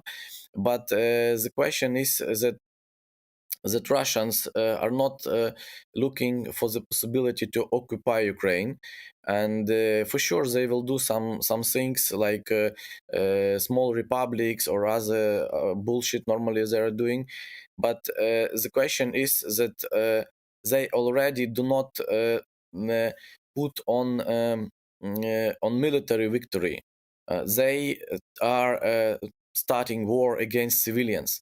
They want to win a war and to make us to agree on their demands because of the big humanitarian catastrophe and crisis. That's why our president all the time asking to close the sky from their airplanes, because with their land forces they are not able to move. But with air forces, they create a huge damage for civilians. Victor, you know that is such a complicated situation to get a solution to that no-fly zone. But what I'd like to say to you is this. What would you say to the West? What would you say to NATO? Here we have missile strikes 35 miles from Poland, right? Last night coming in, targeting the supply chain to Ukraine. What if one of those goes over a border? What would you say to... Is it a situation where it's not if NATO becomes involved, but when NATO becomes involved? I have a very short message for NATO and for the West. The biggest problem is that you fear of Putin, but not Putin fears of you. And this should be changed, because Putin goes as far as he can when he sees fear. It means that he is provoked by your fear, but not by your strongness. If he got a good strong reply in 2014, for sure he would not intervene today. But if you cannot stop him today, tomorrow he will be in Poland and in Baltic states. It's the obvious thing. Your fear provokes Putin, not your strong reply. Okay. Interesting. Victor Andrusov, advisor to the Minister of Internal Affairs. I don't know if you've been with or hiding with President Zelensky, but we wish you all well, and thanks for giving us your time this morning. Very interesting words. Very. Your fear provokes Putin, but not your actions. And but you know, think of that escalation. Your views on that at GB News. OK, we're going to take a quick break. After that, we'll be back looking over all the weekend's sporting action with the very lovely Paul Coit.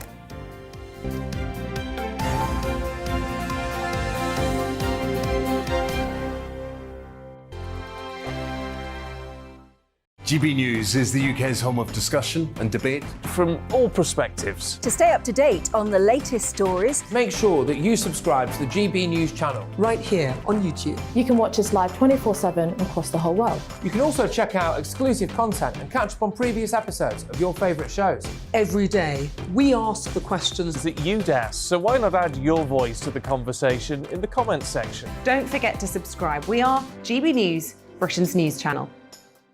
Every night at 11 on GB News, we bring you the next day's stories the day before. It's basically like time travel. If it's a big story, we'll cover it, guaranteed. But we'll also have some fun along the way. Big opinions, big laughs. Sometimes big hair. This is Headliners, the paper review show that won't send you to sleep like the others will. 11 p.m, 7 nights a week. Join us.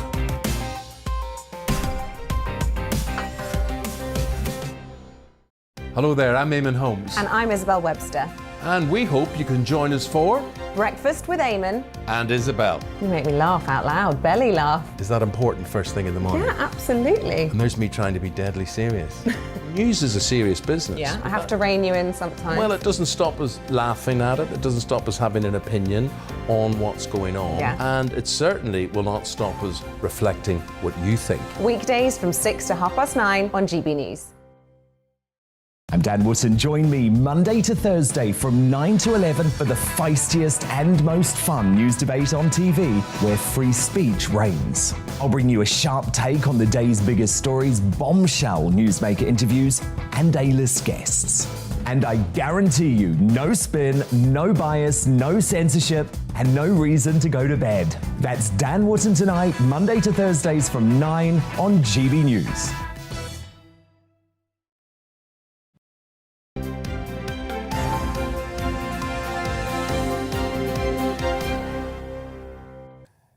It was a great day to support teams in red. Manchester United demolished Tottenham Hotspur, which we're going to talk about.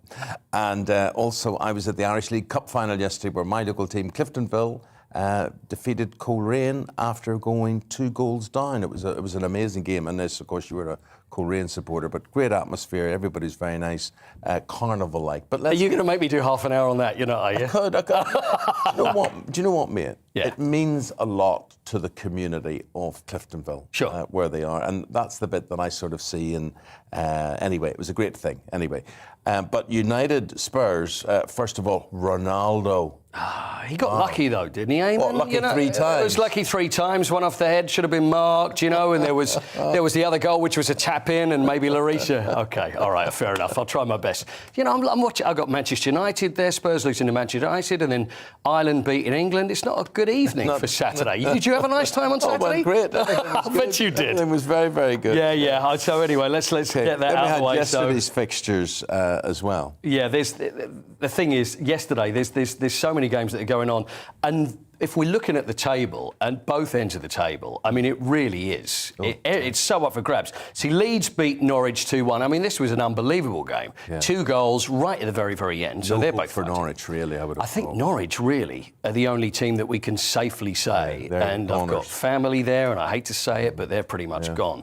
The thing about Norwich is they sort of have a bad year, then they have a good year in the Championship, and then a bad year. But that's it. That yo-yo type. It is, and that's exactly what they seem to do every year. So Chelsea beat Newcastle, and that was the battle of the interesting money department company. So they managed to squeeze past Newcastle. See, Chelsea, for me, it looked as if. And you can't not have it play on your mind. It's all very well saying for players to go out and say, you know, you forget everything when you get on the park, but it's going to be on their mind what's going on. Thomas Tuchel said that he's going to stay to the end of the season, which for me, I mean, that's... Then he'll join Man United. Do you think that's probably what's going to... I wouldn't be at all surprised. I wouldn't be at all surprised. He's got to be a contender, no? Yeah, I think probably right. Everton. Now, Everton, there's a team that are also in all sorts of trouble. There's only... I'm going to try you on this. There's only 6 teams in the Premier League who have never been relegated. never been relegated in the Premier League, not Premier League years. Premier League well, years. Man United have never been It's one, relegated. Arsenal have never been relegated. This is for the speedboat, by the way. Arsenal. Liverpool Correct. have not been relegated. How many have it go to? 6? 6. Spurs have not been relegated. Correct. Everton have not been relegated. One more. Oh, the pressure. Have we got time? Can we have a clicking? Who have we done? We've done Arsenal, Spurs, Everton, Chelsea, Liverpool, Man City. No. You've done them all. Man City have. Man United, Arsenal, Spurs, Liverpool, Chelsea, Everton. I'm not as stupid as I look. You know, very good. I was very impressed. That's very good. What are you going to do with a speedboat? Anyway, so Arsenal beat Leicester 2-0 as well. So, I mean, Arsenal really are looking very good. So they look for me top 4 material, certainly. So Man City at top, Liverpool right underneath them there with 3 points difference. Then we've got Chelsea and Arsenal, Man United, and then West Ham. Are you confident about Man United? It's still possible. Spurs, I'm not so happy with, but I think Man all United those games Arsenal have in hand. Yeah, sure. As well, there are too many teams have too many games in it. It's going to be tough. Absolutely. But you know, Ronaldo. A lot of people would say he's part of the problem, and that may be. But how can you argue when that guy goes out and does what he does? I agree. He comes up, said, come the big game, and there we are, come the man. So also, I want to mention a bit of golf. Are you a golfing man? I don't think we've spoken about golf. Before I wrecked my back and leg, I would have been, I love watching golf. Players' Championship, and this is the unofficial 5th major, they call it. £3 million or $3 million to the winner. Now, there was bad weather over the weekend, so this is going to continue today. Anirban Lahiri is an Indian golfer, professional golfer, of course, 322nd in the world. And I know that you got up to 320, didn't you? So I'm not saying this guy's that was my handicap. So anyway, he's in the lead at 9 under. The chances of him winning are very unlikely. Everybody's writing him off. But if he can actually stick round. Now, Shane Lowry hit a hole-in-one on the 17th yesterday, which was just incredible. I don't know whether it happens in professional golf where, I mean, I've never got near a hole-in-one. I'm lucky if I par anything. Whether they have to go back and they buy drinks for everybody in the bar afterwards. I think they'd be happy to. They'd probably get a big car, big sports car. They probably do, and for £3 million if you win as well. I don't think there's any problem there. Paul Casey could be the only Englishman ever to win it, because Rory's already won it, and of course we know he's not an Englishman, and Sandy Lyle won it back in the 80s as well. So it's Paul Casey is our best bet. So where's this played, mate? This is in Florida, Sawgrass in Florida. Sawgrass, yeah. Little bit of tennis, Indian Wells, Emma Raducanu. I don't know whether I'm worried about Emma Raducanu. She lost again in the 3rd round of Indian Wells, so citing tiredness, injury as well. So unlucky for her. Andy Murray lost again as well. He's in the 2nd round. Naomi Osaka, former world number 1. This is an interesting one. Now, Indian Wells, there's been problems with heckling in the past. Now, the Williams sisters faced this back in 2001. This was pretty nasty. I mean, you wouldn't imagine this at tennis, but it does happen over in California. So they said they wouldn't play there again. They didn't play for 14 years. Naomi Osaka did take heckling, and someone shouted out, I don't know whether I can say this to you, but I think we're friends, I can get away with it, said, "Naomi, you suck," was what was shouted from the crowd. Reduced her to tears. So she was very unhappy about that. I've heard worse heckling in the past. But it's very strange. That seems to be one place where crowds just seem to shout out whatever they want. So that happened yesterday. And one more for you. Tom Brady, who was speaking to Cristiano Ronaldo, the greatest NFL, American football player of all time, who announced his retirement and said that was it, time up, 7 Super Bowls, played for goodness knows how many games and how many years, 22 years, has now announced that his retirement is over. 6 weeks he was in retirement, and now he's coming out of retirement. He probably looked at Cristiano and thought, if I work at it, See, I thought he was Harry Kane's friend. That really upset me when I saw that afterwards. He knows a winner when he sees one. Ronaldo's, I think so. He's nicked him. Ronaldo had a word, and there we are. Now he's out of retirement. Cheers, Paul. Thank you very much indeed. Coming up to 25 to 8. We're going to take a break there, and when we're back, we've got the newspaper reviews, and we're talking a bit of showbiz as well, looking back at last night's Bafta Awards. Don't go away.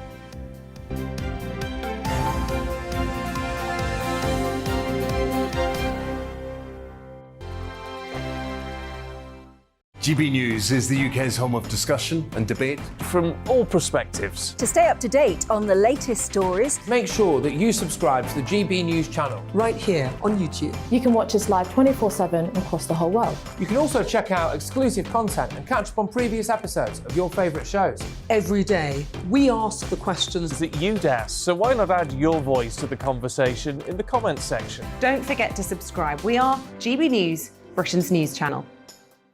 Every night at 11 on GB News, we bring you the next day's stories the day before. Basically like time travel. If it's a big story, we'll cover it, guaranteed. But we'll also have some fun along the way. Big opinions, big laughs. Sometimes big hair. This is Headliners, the paper review show that won't send you to sleep like the others will. 11 p.m, 7 nights a week. Join us.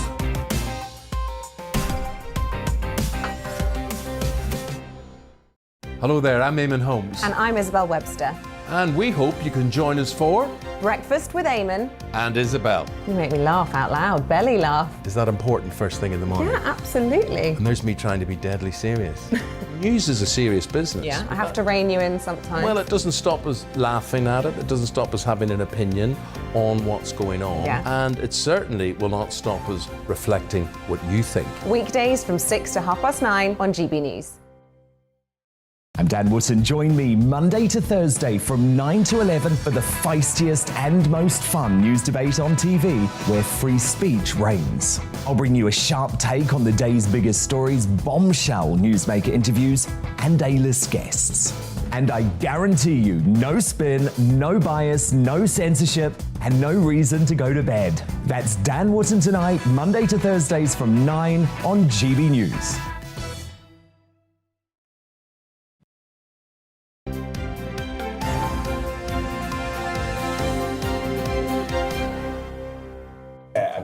Welcome back. It is 7:36. Let's take a look at your newspaper front pages. It was Christopher Biggins and Eamonn Holmes. Yeah, but we were talking about the inside pages. Yeah, we were. I know. Meanwhile, I was just trying to crack on with the show. Stop cracking on.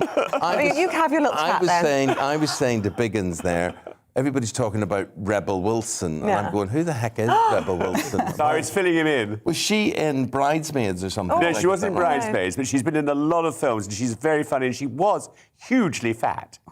She did a Bear Grylls. No, she was. She Who was are we like... to talk?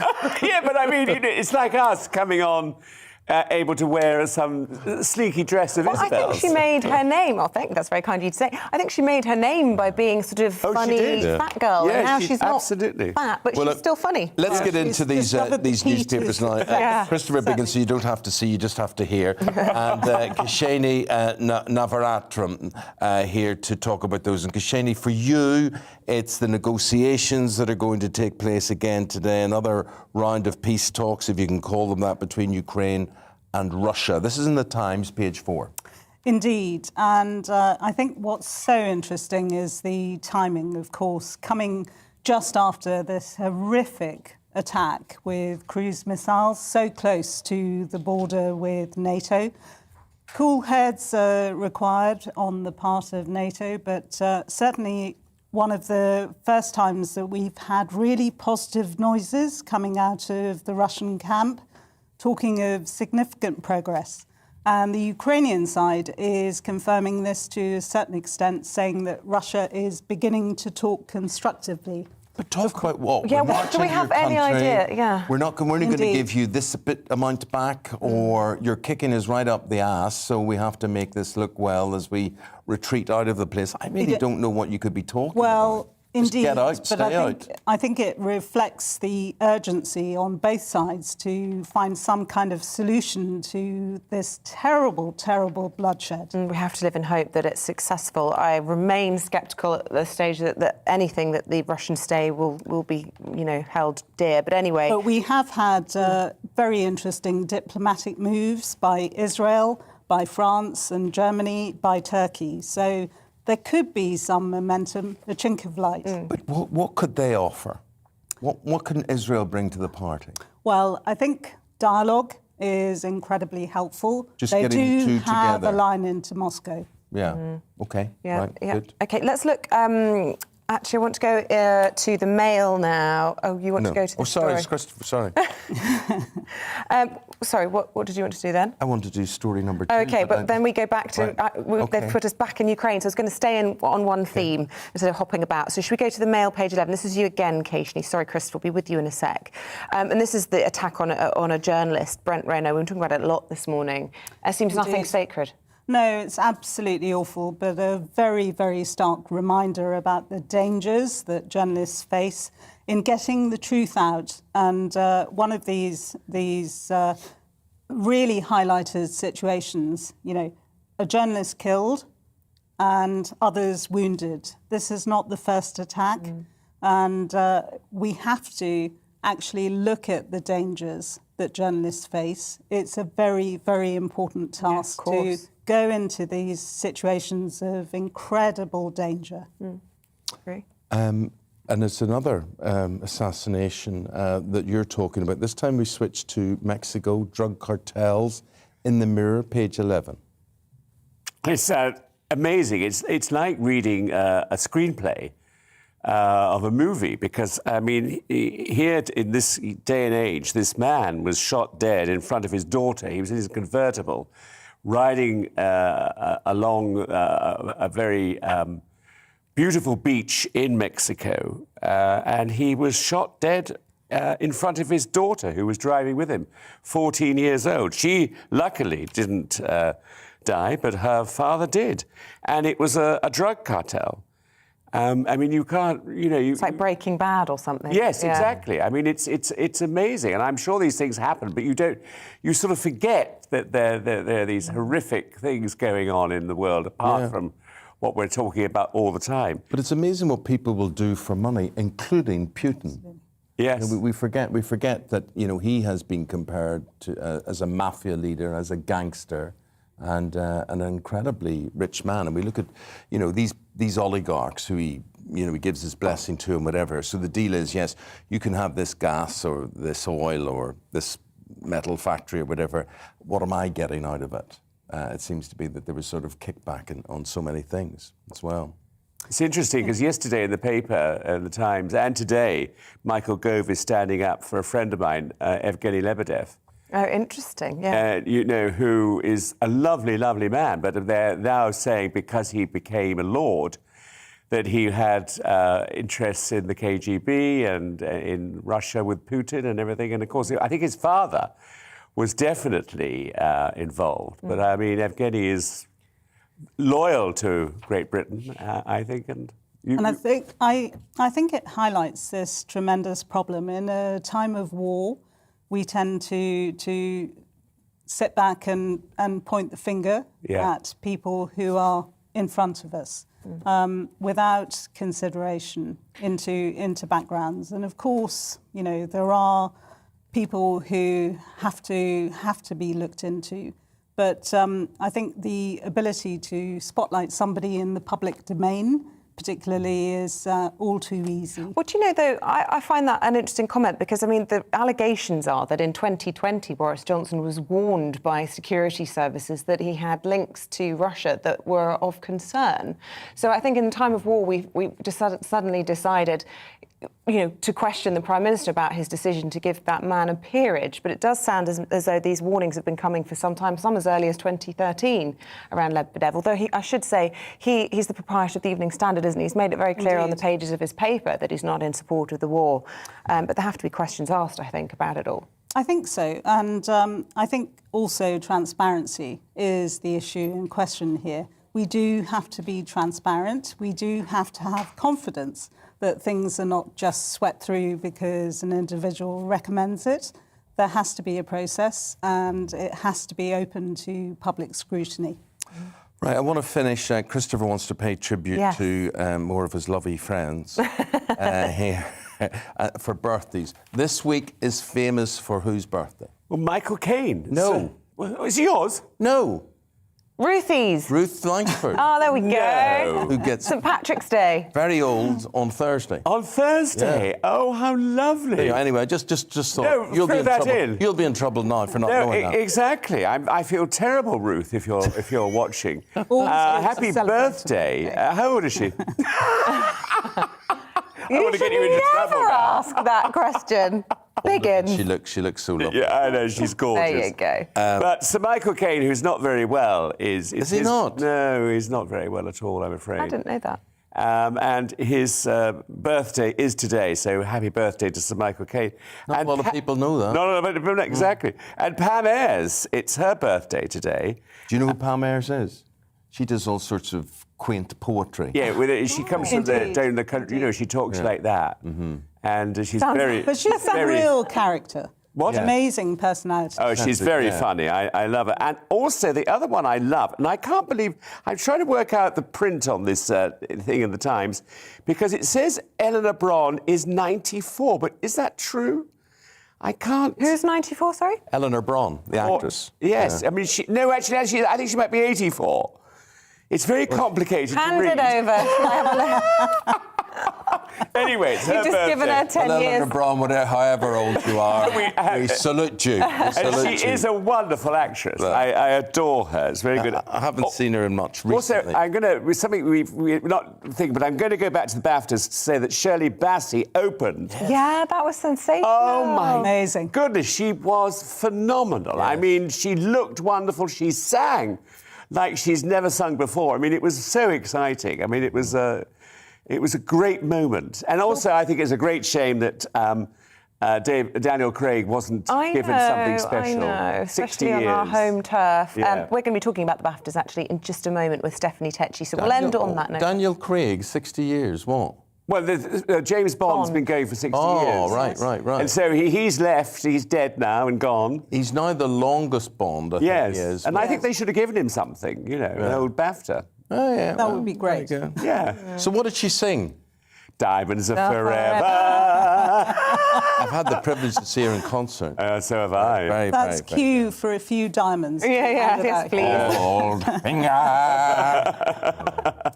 Anyway, right, let's get more on the BAFTAs now. And who are we going to Well, speak we're going to speak to about that? Stephanie Tetchy, but that's after the headlines. Let's take a little look at what else is happening today. Boris Johnson has said that the UK will supply Ukraine with more than 500 portable generators following a request by the country's President Volodymyr Zelensky. The devices will provide energy for essential services, including at hospitals and shelters, and will power 20,000 homes. There's a warning. The conflict in Ukraine will cause higher inflation and a further income squeeze in the UK this autumn. Research by the Resolution Foundation found that the crisis is leading to economic uncertainty. Meanwhile, a separate study shows nearly half of children in Britain will be part of families who won't have enough money for a decent standard of living by April. Research shows a typical household renting privately in the UK spent just over half of their wages on rent and bills last year. The analysis by the estate agents Hamptons found it added up to nearly £17,000 of income after tax. In other news, football clubs are backing Sadiq Khan's campaign to challenge inappropriate behaviour, sexist attitudes and encourage men to take a stand against misogyny. The Mayor of London says lessons on women-hating should be taught in primary schools as he calls on violence against women to be tackled.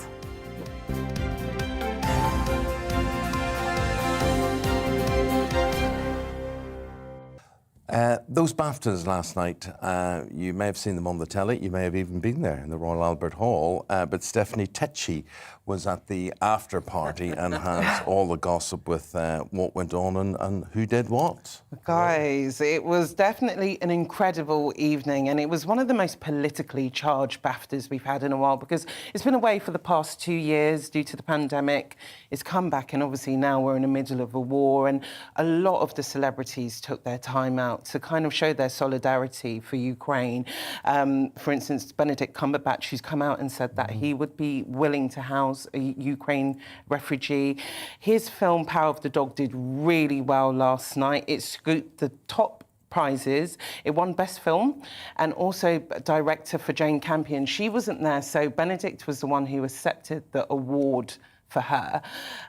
He unfortunately, he was up for leading actor, but he lost out to Will Smith, who won for King Richard.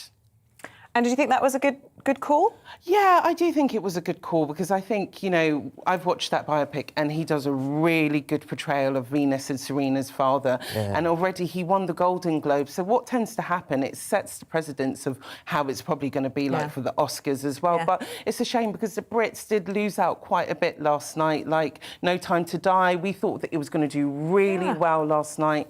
Only got 1 award, I think, for visual effects. So it didn't do that well as we thought it was going to do. Tell us about June. It was nominated for 11 awards. I should say that's D-U-N-E as opposed to J-U-N-E. Yes, you know, Dune, you haven't seen it. So it's a sci-fi, isn't it? Yep, it's a sci-fi. It stars Zendaya and Timothée Chalamet. It's done really well. It was up for 11 awards and it won 5 yesterday. So it was the movie of the night yesterday. So that was all technicalities, was it all special effects? It wasn't like best film or anything like that. Visual effects. Hans Zimmer as well picked up for the film for original score. So they did really well, and I think they're also going to do really well at the Oscars. This is where you begin to look at things and you say, I'm obviously not going out because, or these are not making it to the cinema or whatever, because I looked down here and I think the only film that I've seen here is Belfast. Whereas the only one I've seen is Encanto. The Disney one. I saw Encanto on Friday. It's so good. The first time, I've seen all of them. Belfast obviously won Best Outstanding British Film yesterday. It didn't win the Best Film, but it's still great to see Sir Kenneth Branagh up there last night talking about the memoir and how hard it was to get the film out during the pandemic. And obviously he's done something different with this film. It's a black and white film, but it's still managed to grip audiences. No, you're absolutely right. It just brought me back to 1969, really, the black and white thing. But the lovely thing was there's all parts in this. This young lad who plays Branagh as a child is absolutely incredible. Yeah. But they it shows TV programmes that he watches. And they're all TV programmes that I had watched, you know? Gosh, Champion the Wonder Horse and Star Trek. So it's a trip down memory lane. Absolutely. Nostalgia. You see, Kenneth Branagh and I are the same age, so therefore this is my Belfast. You look much younger than him, Eamonn. Do you know what? He is a lovely man. Have you ever met him? He is. I have met him loads of times. I've interviewed him as well, and he's always, his passion for film and younger talent always comes across, so it's good to see him. It's like me with Isabel. I have a passion for your younger talent. Oh, thanks. Nice of you to quote me as young for once. The fashion. Younger than me, anyway. The fashion last night was quite subdued. Oh, let's talk about that. Because Lady Gaga was in attendance. Yeah, so she was there and she was wearing this lovely Ralph Lauren dress. Usually Lady Gaga's quite excessive with her style. But yesterday... yesterday we were told that the celebrities had a bit of a dressing down due to the thing with due to the war in Ukraine. They were told not to go too outlandish. So a lot of the celebrities we saw were wearing black. A lot of the men were wearing pins, Ukraine pins, to show their support. So when it came to fashion, it wasn't outlandish as it usually will be or as to be expected. Stephanie, we've got to leave you there with that lovely taster. Come back again and speak to us before 9:30 because we've got to go to somebody's doorstep. And that doorstep is going to be in Northern Ireland.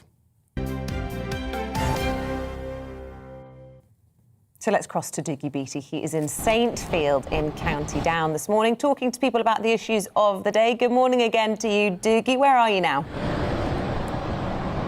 I'm great, and this is Saintfield, as you've said. We're about 9 miles away from Cumber.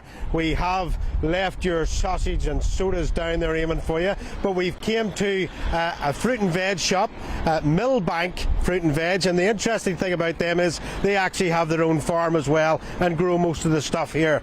So we're going to find one of the owners, and this is Emily McGowan. Morning. How are you? Yeah, very well, thank you. Tell us, what do you think of the news of the day this morning?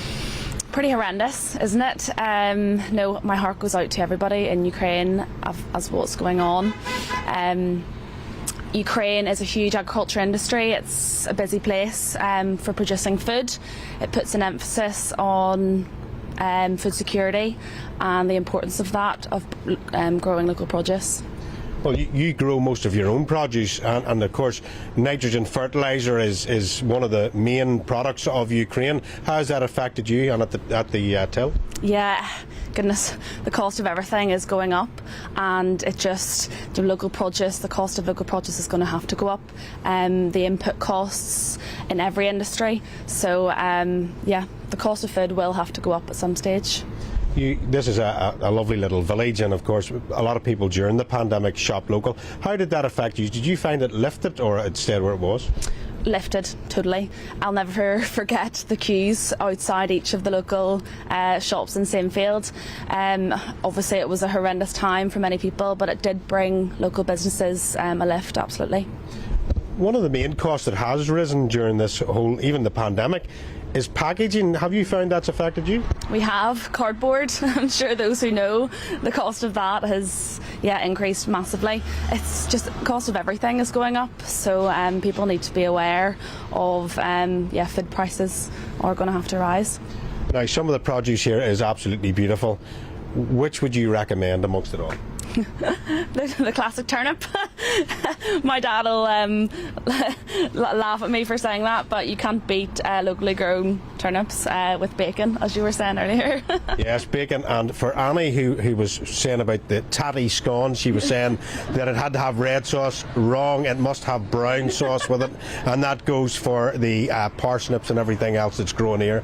How do you find the community itself is reacting to what's going on internationally in safety? Well, there's going to have to be a squeeze, isn't there? And as a small local business, people may revert to shopping more in bigger supermarkets, which we hope doesn't happen. We hope people do stay local and support all their local businesses, hopefully. Okay, there you go. There you have it, Eamonn. There's nothing too unhealthy for you in here, so we'll see you in about an hour's time when we visit a butcher's. We're in a butcher's? Yes. Oh, God. In an hour's time. Good stuff. Get us a couple of pork chops. You do my whole shopping for You could do your weekly shop, leave it ready for you for Friday. Got my soda this morning. Now get something out of that lovely, beautiful fruit and veg. Yeah, we love to get out and about on the doorstep. I used to live beside a fruit and veg shop. Did you? Yes, when we were young. Oh. And they piled all the potatoes up. It wasn't like they put them on shelves. They put turnips, potatoes, cabbages, and they're all on the floor. And the thing was that our fireplace backed onto the fruit and veg shop, so the mice just used to come through. Gross. That's why I have a phobia of mice to this day. Did you have to check your wellies or something? Yes, I put my foot on top of a mouse. And that's why I react like that to this day. There you are. Right, we're going to take a break. We've got all the top news stories, top of the hour. Please do join us for that. Here's the weather. Well, looking ahead to today's weather, and the UK is looking a bit mixed with showers for some, but blue skies and sunshine for others. Let's take a look at the details. Well, there may be one or two showers across southwest England, especially for Devon and Dorset, but most places should be dry with variable cloud and some sunny spells. A greater chance of catching a shower across southeast England, especially to the south of London. Temperatures up to 12 Celsius by midday. Much of Wales will be bathed in blue skies and spring sunshine, and with light winds, it should feel very pleasant if you're out and about. Some areas of cloud and maybe the odd shower across the South Midlands, but for the vast majority of people it will be dry with the best of the sunshine towards Shropshire and Staffordshire.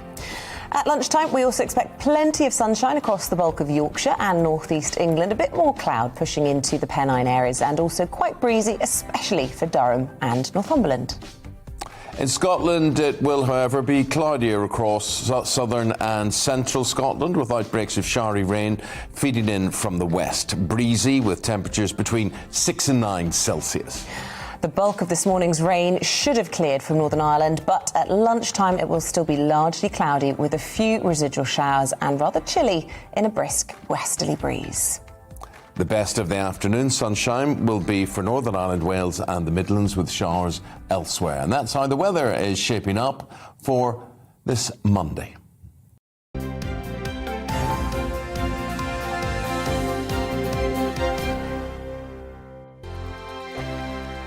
GB News is the UK's home of discussion and debate from all perspectives. To stay up to date on the latest stories, make sure that you subscribe to the GB News channel right here on YouTube. You can watch us live 24/7 across the whole world. You can also check out exclusive content and catch up on previous episodes of your favourite shows. Every day, we ask the questions that you'd ask, so why not add your voice to the conversation in the comments section? Don't forget to subscribe. We are GB News, Britain's news channel. Every night at 11 on GB News, we bring you the next day's stories the day before. Basically like time travel. If it's a big story, we'll cover it, guaranteed. But we'll also have some fun along the way. Big opinions, big laughs. Sometimes big hair. This is Headliners, the paper review show that won't send you to sleep like the others will. 11 p.m, 7 nights a week. Join us.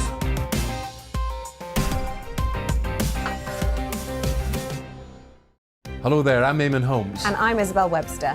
And we hope you can join us for Breakfast with Eamonn. And Isabel. You make me laugh out loud, belly laugh. Is that important first thing in the morning? Yeah, absolutely. And there's me trying to be deadly serious.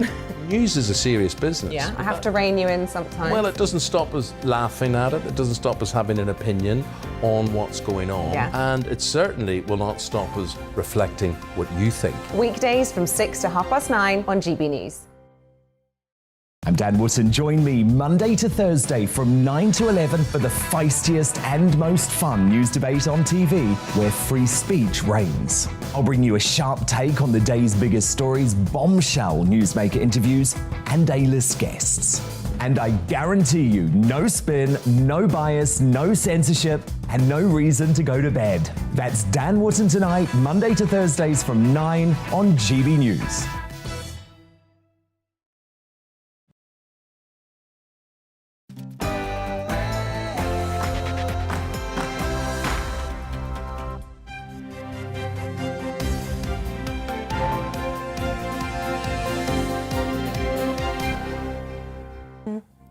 President Zelensky renews calls for a no-fly zone after 35 people are killed in a Russian strike on a NATO-linked base near the Polish border. Good morning. It is 8 o'clock on Monday, the 14th of March. This is Breakfast on GB News with Eamonn and Isabel. Thank you very much indeed for your company. We are live, we're on TV, we're on radio, we're online, we're all over the world. Here is what's leading the world news this morning. The Ukrainian President Zelensky has warned it's only a matter of time before rockets fall on NATO territory after Russian cruise missiles killed 35 at a site near Ukraine's border with Poland. Boris Johnson will host Baltic and Nordic leaders today as the Foreign Secretary Dominic Raab heads to The Hague to help arrange a war crimes prosecution against Vladimir Putin. Also coming up in the programme, Power of the Dog wins Best Picture at the Baftas as its star Benedict Cumberbatch vows to take in Ukrainian refugees. We'll have all the details from last night's star-studded ceremony. And we're on your doorstep. We're in Northern Ireland this morning. We've been in Cumber, we've been in Saintfield. Where will we pop up next? Dougie Beatty is there, and it might well be your doorstep. Wherever you are today, wherever you're watching, wherever you're listening, give us your views by emailing us gbviews@gbnews.uk or tweet at gbnews.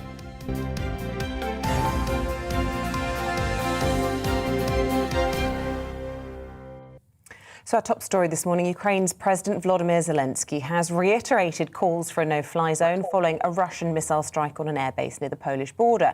You are now seeing our next guest, that is... Lieutenant Colonel Stuart It is, Crawford. thank you. Yeah. We're about to tell you about a breaking line this morning that we're just hearing that Justice Secretary Dominic Raab has just been confirmed as travelling to The Hague today to assist in the prosecution of Putin there, which is an interesting place to start, I suppose, with Lieutenant Colonel Stuart Crawford. Very good morning to you. Look. Good morning. Good morning. Good morning. Look, you know, the challenge in this prosecution of Putin, of course, is you can gather all this evidence, but it's no good unless you can actually get Putin to attend, isn't it? Well, absolutely. I mean, I suppose you can have a trial in absentia, but without the accused being present, I think that is symbolic only. What about the bombing of this NATO-linked airbase over the weekend? This is of concern, isn't it? Is Putin encroaching closer and closer to NATO countries' borders? Well, absolutely. I mean, I don't think he's got any intention of actually attacking a NATO country, because that would invoke Article 5 and could well bring the whole, the whole force of NATO down upon him. And in any confrontation between NATO and Russia militarily, Russia will lose. There's no doubt about that. I don't know how long it would take, but they certainly won't win it. But I think that the cruise missile attack on the NATO training base near Lviv was more of a sort of warning shot for NATO and the West to keep out of events in Ukraine while he tries to complete whatever it is he's trying to complete in that Problem is, Lieutenant Colonel, what if one of those warning shots goes awry? What if it goes over the border? There's only 35 miles distance. Well, that's absolutely right, and I'm afraid that notwithstanding all the high-tech weapons and stuff that the military now equips itself with, collateral damage, as we've seen in all the major cities in Ukraine, is a major problem. And should that missile go, or any missile go adrift, then that would be yet another crisis to add on to all the crises we've had so far. You're a tank man, right? I'm fascinated to get your take on this. Russia, we hear, has more tanks, right? 23,000 apparently, more tanks than any other major power. Why are they not penetrating? All we tend to see are images of them on fire. Well, I think there's a number of issues there. First of all, we have to acknowledge the ferocious Ukrainian resistance to the Russian incursion, using pretty impressive weapons that have been supplied by the West, including the UK. The second matter would be, I think, that the Ukrainians have clearly outrun their logistic capabilities and therefore have had to pause because they haven't got enough fuel or ammunition or food to continue at the pace they might like to do so. But the third factor, which is very interesting from a military point of view, is that they seem to have been unable to do what I would call a combined arms operation, where you use tanks and infantry and air defence and engineers, etc., and artillery in a coordinated fashion. And they've been a bit piecemeal in this, and I think that would explain to a certain extent why the Ukrainian counter-tactics have been so successful. Really interesting hearing you say that, and there's been lots of discussion since war broke out 19 days ago on this column heading towards Kyiv. And I was reading over the weekend that American intelligence was showing that all of the tanks were now spreading out into the forests surrounding Kyiv. What's your interpretation of that? Do you think that is regrouping? Do you think that is beginning to encircle the city, or as some commentators were suggesting, it was because they were trying to find cover because they simply weren't making the progress that they wanted to make? Well, I think all of the above. It was tactically nonsensical to have columns, a 40-mile column of vehicles, which appeared to be sort of 3 vehicles across, stopped on one route on the way into Kiev. Absolutely technically inept, and I think the Ukrainians took full advantage of that. The second thing is that they couldn't refuel because they couldn't get their refueling system up the road, or they couldn't replenish with food and water and spares. So they had to get off the route to allow themselves to, as you said, regroup, reorganize, and prepare for the next phase, what we would call, I think, an operational pause. At the same time, they're close enough to Kiev to sort of dig in and prepare their artillery systems should they choose to assault the city. As for encircling the city, well, I've seen some estimates that it would require a circle of troops some 90 kilometers long, and it would have to be both facing in the way to stop the defenders breaking out and out the way to stop the Ukrainians breaking in to relieve the city. I think that is too big a task for the Russian army as constituted in Ukraine at the moment. And certainly they haven't got enough troops there to attack and capture all the cities that they're currently investing. What do I know, Colonel? What do I know? But I'd just love to pick your brain on this. That convoy that was 40 miles long, which this seems to be part of, and they kept saying, well, it's logistics. Well, nothing can happen if you don't have logistics, if you don't have fuel in reserve, you don't have organisational skills, you don't have medics, you don't have kitchens, whatever it happens to be. I still would have blown the hell out of that convoy. Why is everybody held back and resisted, and now it's regrouping in a different form? Well, I don't think the Ukrainians have held back. I think they've done what they can achieve by attacking the convoy. As far as I can see, they attacked the head of the convoy so they couldn't move, and then have fairly systematically picked off some of the more attractive targets, like the fuel bowsers and the air defence systems that were stuck on the road. But the Ukrainians don't have free access to their airspace or to their territory, and attacking it will be dangerous because obviously the Russians will fight back. And both sides have had significant losses. The Russians' losses are very much more than the Ukrainians at this stage, as far as anyone can determine. But you would expect an attacking army at this stage of a conflict to have higher losses than the defender. Lieutenant Colonel Stuart Crawford, really fascinating hearing your strategy on all of this and your analysis. We're going to leave it there. Thanks for your time. Really appreciate it. Thank you for having me. Not at all. Colonel Crawford is a former British Army officer and a regular officer in the Royal Tank Regiment for 20 years. That's why we were so keen to pick his brain about what is going on now operationally.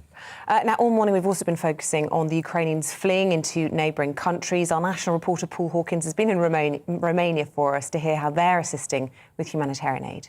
Talking to you now from a sports hall that's been commandeered to gather all this aid from around Romania that's been brought here and from around Europe. It's being collected here, given to people on the border, to people who are fleeing conflict on the border, and also taken into Ukraine for people who are trying to escape the conflict inside. We can actually get a little bit more of an idea of what is going on here with Maris and Vitaly, who are I should add, Vitaly, you're from Ukraine? Yes, I'm from Ukraine, thank you. Yeah, and Maris, you're from Latvia? I'm Latvian from Bulgaria. Okay, excellent. A Latvian from Bulgaria? Yes. Yes. Okay, brilliant. So, yeah, just came from Bulgaria on 28th of February, and ever since I've been here from 8 to 1 o'clock for 13 days, I guess. You're tired, but you're going to keep going? Up until Thursday or Friday probably as well. So then I need to have a mental break. It's a lot of stuff has been happening and a lot of stories have been heard. So need to unwind a little bit. And process. A lot to carry up here. A lot. A lot. A lot, yeah. But you're going to keep going. And just very quickly, why did you want to help? What made you... Same story. I was reading all the news, basically. Everyone was reading the news. And at some point you want to do something. I came to the border with the idea I'm going to help a little bit driving people. Yeah. Started with driving people a little bit, hearing their stories and seeing like there's a lot of things you can do here on the border. Translate. I'm speaking Russian, so I'm kind of helping with that.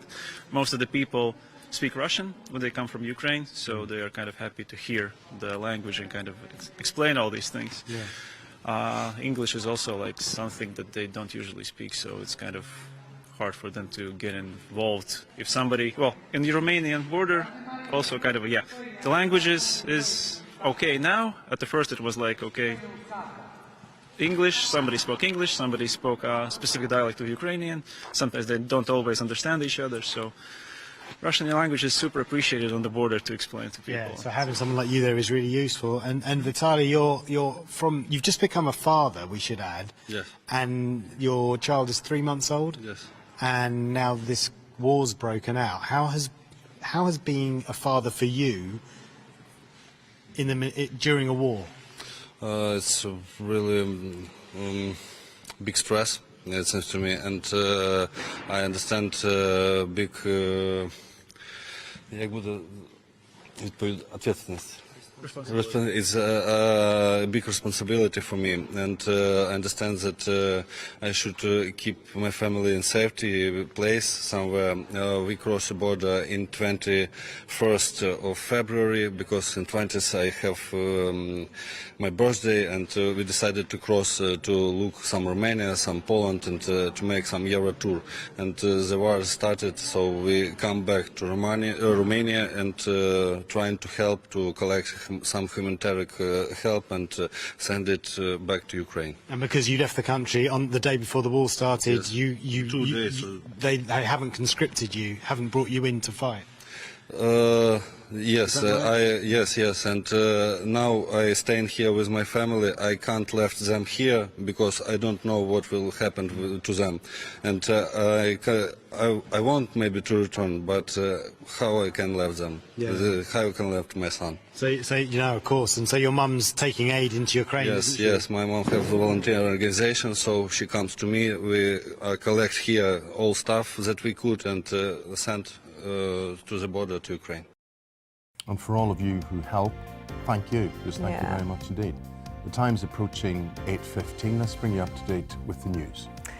Well, as fighting in Ukraine continues, an American photographer, Brent Renault, was killed yesterday. Freelance journalist Stefan Weikart told GB News this morning that despite the dangers, it is an important job and he believes someone has to do it.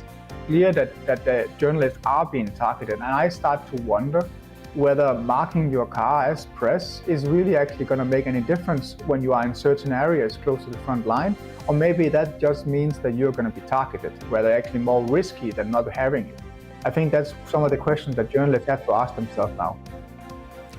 Boris Johnson says the UK will supply Ukraine with more than 500 portable generators following a request by the country's president. The devices will provide energy for essential services, including hospitals and shelters, and will power 20,000 homes.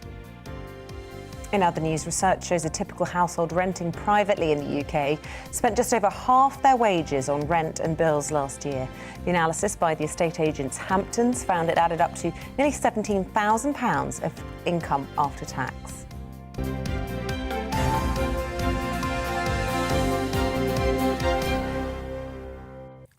Well, diplomatic efforts to end this war continue as negotiators from Ukraine and Russia sit down again for peace talks. Meanwhile, here in the UK, Boris Johnson's to meet Baltic and Nordic leaders later today ahead of a joint statement tomorrow. Let's speak now to the former UK ambassador to Poland, Serbia and Bosnia, and that's Charles Crawford. Mr. Crawford, good morning to you. Good morning. So we've got another round of peace talks today. We've got the Prime Minister speaking to these Nordic and Baltic nations. Where are we at? Well, I think the thing to remember about these negotiations is that the war is the negotiation. You know, the talks are talks, but the war is fundamentally where the negotiation is going on. And that becomes down to a battle of wills. Are the Russians prepared to do what it takes to get victory in their terms? Are we, the West and other countries, prepared to do what it takes to stop them doing that? And above all, what is the willpower of the Ukrainian people? So everything, in a sense, turns on the conduct of the war, and that in turn affects what people can reasonably expect, perhaps, as an outcome of the war. You know, what might Putin accept as a victory of some sort? Probably in this situation, both sides have to present any result as some sort of success. No Russian certainly would be humiliated. You've had a hugely successful career in diplomacy. You clearly believe passionately in the power of diplomacy. It failed to prevent a war before this invasion. Lots of questions about whether we can trust the word of anyone in the Putin administration, in the Kremlin. But my question to you is, do you think this is peace talks? Do you think this is diplomacy, or do you think this is appeasement that's actually going on? No, I think the so-called peace talks between the Ukrainians and the Russians are absolutely serious diplomacy. But as I say, it all comes down to the balance of power. And what is it the Russians might now, having obviously messed this up to some degree, be prepared to accept? And you can imagine some sort of compromise whereby the Ukrainians perhaps give away Crimea, they perhaps come up with some sort of special status for those territories. Isn't it?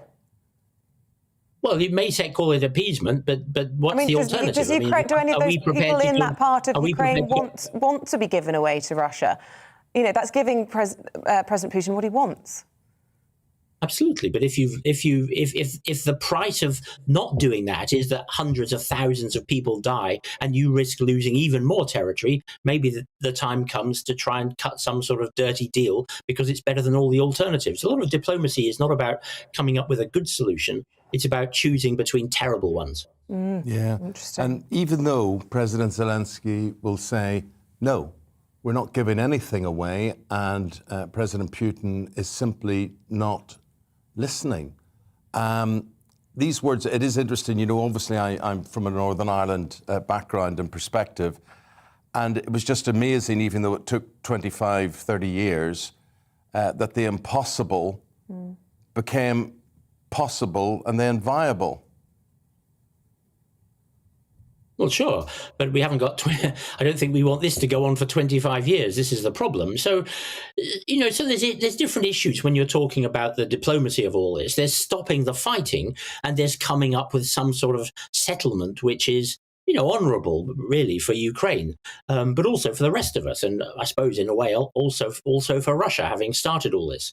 So there's, I suppose, one of the first things you want to do is actually stop the fighting, but then what you don't want to do is then freeze a status quo which is fundamentally unjust, and that's the balance which is probably going on at the moment. But of course, the actual fighting continues, and the closer you get to a negotiated settlement, the greater the Russian incentive to grab more territory, because then they have more bargaining chips. That's one of the paradoxes of these situations.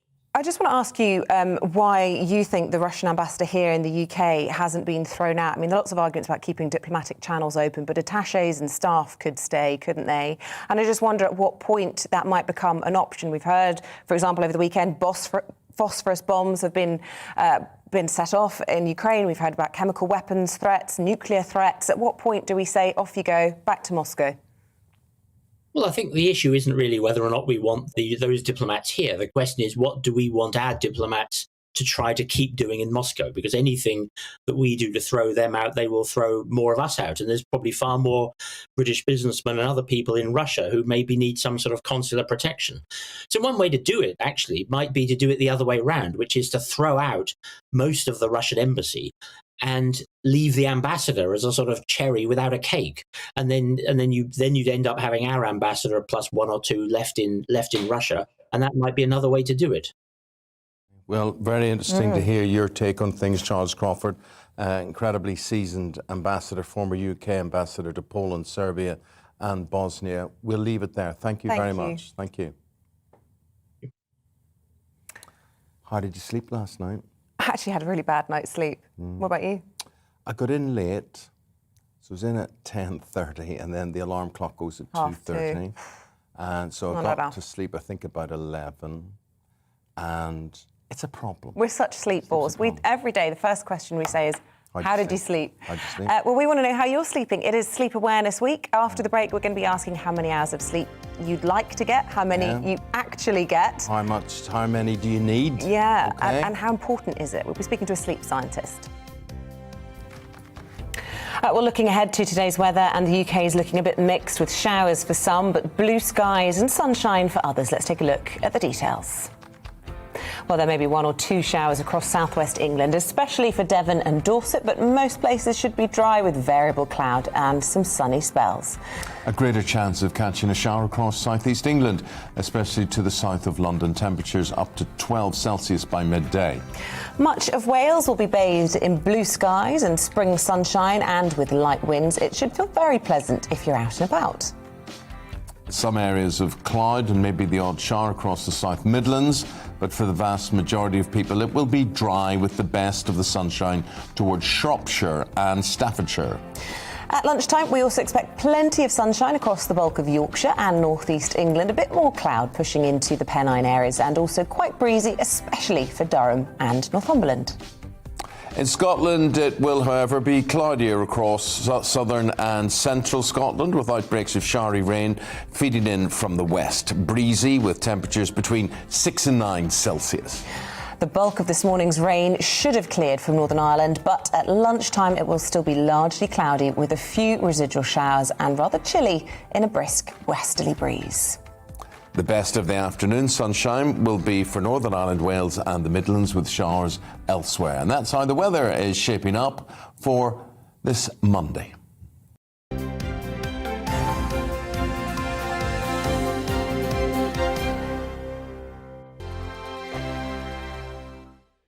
GB News is the UK's home of discussion and debate from all perspectives. To stay up to date on the latest stories, make sure that you subscribe to the GB News channel right here on YouTube. You can watch us live 24/7 across the whole world. You can also check out exclusive content and catch up on previous episodes of your favourite shows. Every day, we ask the questions that you'd ask, so why not add your voice to the conversation in the comments section? Don't forget to subscribe. We are GB News, Britain's news channel.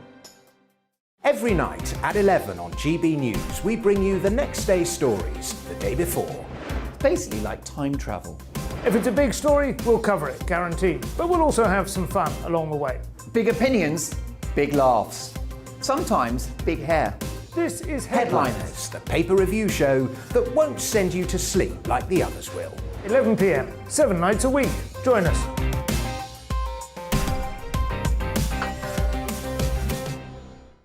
Hello there, I'm Eamonn Holmes. And I'm Isabel Webster. And we hope you can join us for Breakfast with Eamonn. And Isabel. You make me laugh out loud, belly laugh. Is that important first thing in the morning? Yeah, absolutely. And there's me trying to be deadly serious. News is a serious business. Yeah, I have to rein you in sometimes. Well, it doesn't stop us laughing at it. It doesn't stop us having an opinion on what's going on. Yeah. And it certainly will not stop us reflecting what you think. Weekdays from 6 to 9:30 on GB News. I'm Dan Wootton. Join me Monday to Thursday from 9 to 11 for the feistiest and most fun news debate on TV, where free speech reigns. I'll bring you a sharp take on the day's biggest stories, bombshell newsmaker interviews, and A-list guests. And I guarantee you, no spin, no bias, no censorship, and no reason to go to bed. That's Dan Wootton tonight, Monday to Thursdays from 9 on GB News.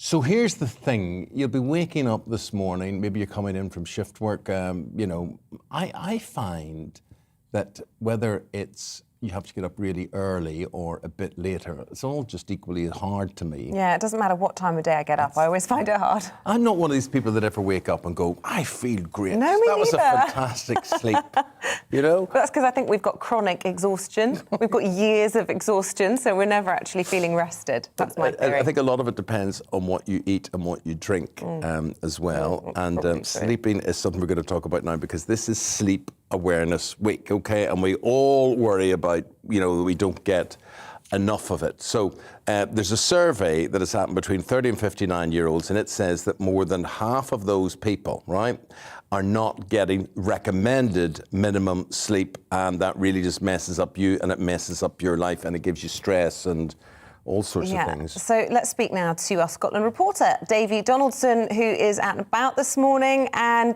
this study was conducted, I think, in Scotland. What more can you tell us? Yeah, that's right. It was a Moray poll, but as Eamonn alluded to there, more than half the people not getting the recommended 7 hours sleep between 30 and 59 years old. So, yeah, huge problem in that age group. People just not feel they're not getting enough sleep, and that's impacting on their lives.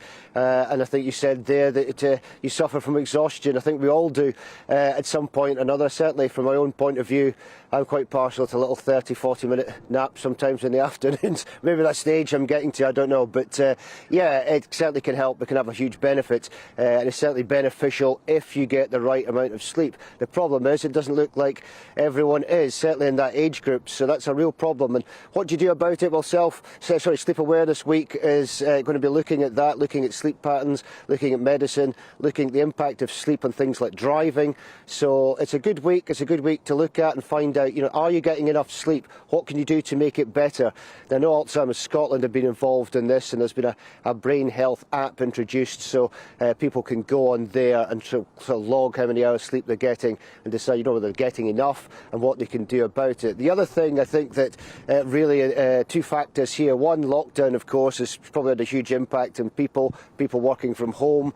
Are they getting enough sleep? Are they stressing out because they're using their own house as an office? They're not separating the boundaries there between going to work and having their place of rest, which of course is their home. So that's a huge problem there. But yeah, I mean, it's just, I think they really need to look at certain factors. The other factor really for me is the technology. We're always on our phones, constantly on them, 24/7 a day, especially being a journalist, never off the phone, I'm told. So that's another thing that's going to impact on your sleep. And I certainly know that people have started to look at that. A lot of people have started to look at how often they're on their phone, how often they're on social media late at night before they go to sleep, and perhaps instead of using the phone, start using things like maybe reading a book instead, or just switching off from the content. Davy, just one thing. I mean, you're up early this morning to do this report. Would you take a wee power nap during the day, or would you go back to bed, or what? Sometimes perhaps, but no, usually I don't. But maybe usually the back end of the day I'd probably have a little 30-40 minute nap. It has been known, and those who know me confirm that. So yeah, I have taken the odd nap just to catch up, and sometimes you feel absolutely great. Other times you think, was it beneficial? Well, it's getting your body in touch with those natural rhythms when the sun comes up. Beautiful day like that, that's going to be doing you the world of good, Davey. Your circadian rhythm, I think. I'm a little armchair expert when it comes to sleep. We'll leave it there, Davey, and bring in the real experts in all of this. Sleep scientist Dr. Sophie Bostock, very good morning to you. So am I right then, circadian rhythm's absolutely key, getting up when the sun comes up, going to bed when the sun goes down, all that kind of jazz? 100%. We definitely have better quality sleep patterns when we follow a regular circadian rhythm. So that means waking up at dawn and hopefully going to sleep sort of sometime between 10 and 11. That seems to be a healthy sleep pattern. Of course, for a lot of us, that's just not possible. And if you work in TV or you work in shift work, then that's not always going to be accessible to you. But I think actually some of the things that Davey was talking about can definitely help. If you are thinking, I cannot keep my eyes open in the early afternoon, then a power nap is not a bad shout. But 15 to 20 minutes is probably what you want to aim for. Davey mentioned 30 to 40. If you sleep for more than half an hour, there's a chance that you'll get into deep sleep. And when you try and wake yourself up, you get this thing called sleep inertia where you feel very groggy. So if you are going to have a bit of a nap in the afternoon to pep yourself up, I would keep it short. OK, but that is so much easier said than done. And I say this as somebody who tries a nap because you don't know exactly what point you're going to fall asleep. So if you set your alarm for 20 minutes, you could have just nodded off, which is a disaster. So this is something they need to come up with an app that tells you I know what you mean, exactly timing when. and everything. Yeah. See, Doctor, I know people who, if they don't get the right sleep, are very grumpy. You know what I mean? And they can just ruin the day for everybody around them. I mean, I'm always cheery myself. I come into work with a spring in my step. I'm glad to see everyone, no matter how much sleep I've had or have not. But others, no, it can be poisonous with them. There is a very close relationship between sleep and mental health, which most of us intuitively know, or at least we recognize that if we haven't had enough sleep, we tend to be a bit more irritable. But we're also more vulnerable to stress. And I think that's what a lot of people don't necessarily realize, that the brain uses a lack of sleep as a signal that we're in danger. And that means that it dials up your stress response. And we actually become more susceptible to feeling stressed. So you become more irritable because you're on edge more. You tend to feel more anxious. So sometimes you are not the best person at spotting the impact on your behavior. There's been plentiful studies which have found that actually your partner is probably much better at identifying the effects of sleep loss on you than you are. So ask around. It might be that your partner or your family are better at detecting the signs of sleep loss in you than you are in yourself. Is it true that some people just need less sleep than others? I mean, I swear that I need 8 hours solid. And if I nap, it ruins my whole day. So I tend to avoid napping, really, unless it's, overwhelming. But I mean, I swear other people can do. I sleep at business meetings. Sometimes I sleep watching myself on TV. But some people can just live on no sleep, I swear.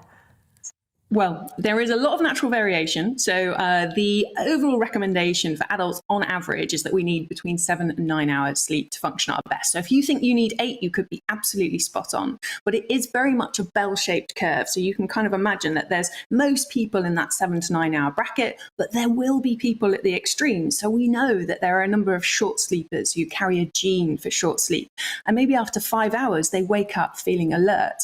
And they don't need any more than that, but they are very unusual. But for every one of those, there's probably somebody else who actually really needs 9 to function at their best. And it's only through experimenting and kind of monitoring your sleep for a couple of weeks that you'll really find out where you sit. Some signs to look out for, though, as well as the irritability and just kind of general feeling fatigue that we've already mentioned. Craving caffeine or sugar to keep you going through the day, that's definitely a sign that you're not sleeping so well. Inability to concentrate, having a lie-in at the weekends. If you're finding that you need to sleep longer at the weekends, that's a really clear sign that you would benefit from a little bit more sleep during the week. Fascinating talking to you. Thank you. Is it over? I wanted to ask about 10 more questions now. Only because I'm just thinking, is there hidden caffeine in things that we wouldn't expect? Look, that's not your problem. Your problem is she drinks 12 cups of coffee an hour. I need it. I'm exhausted. Yeah, and I suppose I drink lots of fizzy drinks. Yeah, you do. And there's also chocolate that's got it in, hasn't it? Yeah, dark chocolate. And we do build up a tolerance to caffeine. So do be a bit cautious. Obviously, the more caffeine you have, the more your brain actually craves and you get withdrawal effects. So if you start cutting down on the amount of caffeine, you actually start to feel fatigued and more headaches. So if you want to reduce that amount of caffeine, just do it gradually. Taper over a couple of weeks, maybe alternate between caffeinated and decaffeinated as you kind of switch down. Good idea. Well, Doctor, I'll leave you with this thought, or leave our viewers and listeners with this thought as well. How come I can lie awake at night and just can't sleep, can't sleep. Yet there are other times I can be watching a film on TV or the news or whatever, and the sound is up full blast, and I don't hear it. I'm out for the count, and I don't hear it. Yet other times somebody breathes, I can hear a pin drop. Yeah. Okay, this is very common and it's actually really important. Those times that you're sitting in front of the TV and you're pretty fatigued, you are not trying to sleep. You're simply relaxed and you're letting your natural sleep process to take over. When you go and lie in bed, if you've had an experience perhaps over weeks or months or even years of having difficulty sleeping, your brain is immediately more anxious in bed. It's anxious about the consequences of not sleeping. It's anxious about the fact that you've only got 4, 5, 6 hours before you need to be out of bed again. So one way to break that is if you find yourself lying in bed quite often at night, not able to sleep, after 15 or 20 minutes, get out of bed. Go and do something else, go and watch TV, stop trying to sleep until you start to feel your eyelids getting heavy and then get back into bed. What you've got to do is rebuild a positive sleep-bed connection so that you're only in bed when you're properly sleepy, and when you are lying there thinking, I can't sleep, that is not where you want to stay. And it might take a couple of weeks, but you can rebuild that positive bed-sleep connection. Well, Doc, I'm going to do that. You've been great to talk to. I suppose when people say you've put me to sleep, that's a compliment to you. To anyone else, that would be an insult. But thank you. That is Dr. Sophie Bostock. She is a sleep scientist, and goodness me, so that's what we should be doing. We should be getting out of bed and doing things. Yeah. Not that we are in bed. I mean, sounds like we're together.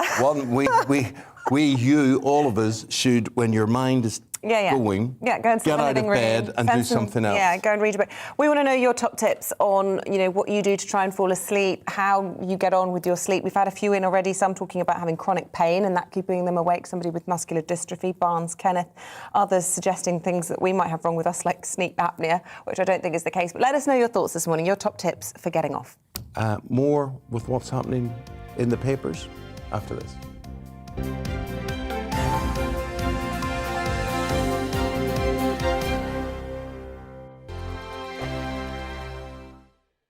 GB News is the UK's home of discussion and debate from all perspectives. To stay up to date on the latest stories, make sure that you subscribe to the GB News channel right here on YouTube. You can watch us live 24/7 across the whole world. You can also check out exclusive content and catch up on previous episodes of your favourite shows. Every day, we ask the questions that you'd ask, so why not add your voice to the conversation in the comments section? Don't forget to subscribe. We are GB News, Britain's news channel. Every night at 11 on GB News, we bring you the next day's stories the day before. It's basically like time travel. If it's a big story, we'll cover it, guaranteed. But we'll also have some fun along the way. Big opinions, big laughs. Sometimes big hair. This is Headliners, the paper review show that won't send you to sleep like the others will. 11 p.m, 7 nights a week. Join us.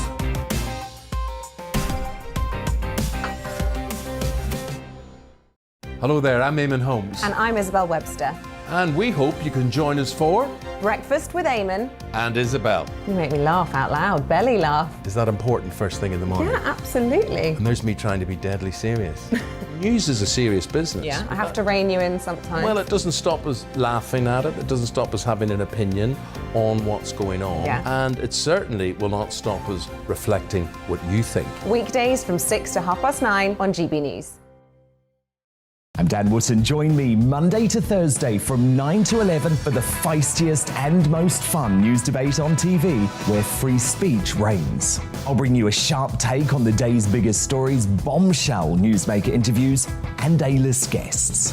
And I guarantee you, no spin, no bias, no censorship, and no reason to go to bed. That's Dan Wootton Tonight, Monday to Thursdays from 9 on GB News.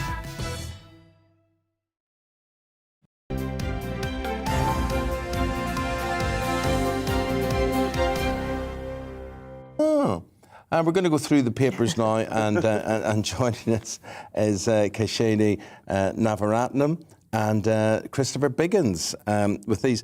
Kashani, the Ukraine war, again, all over the front pages. This is day 19. What's your take? You go to the Times. Well, we've got this horrific situation where millions of people are potentially flooding into Europe. Poland at the figure of 1.75 million refugees have flooded into the country. The cruise missiles landing just miles from the Polish border will exacerbate this situation.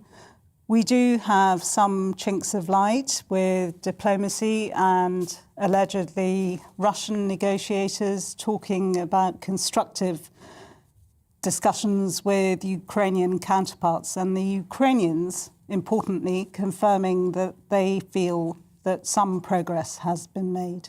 But with the refugee crisis, as you talk about, Kashani, you know, we've been talking about giving £350 a week, I think it is, to families that take in refugees in this country. Sorry, a month. Yeah.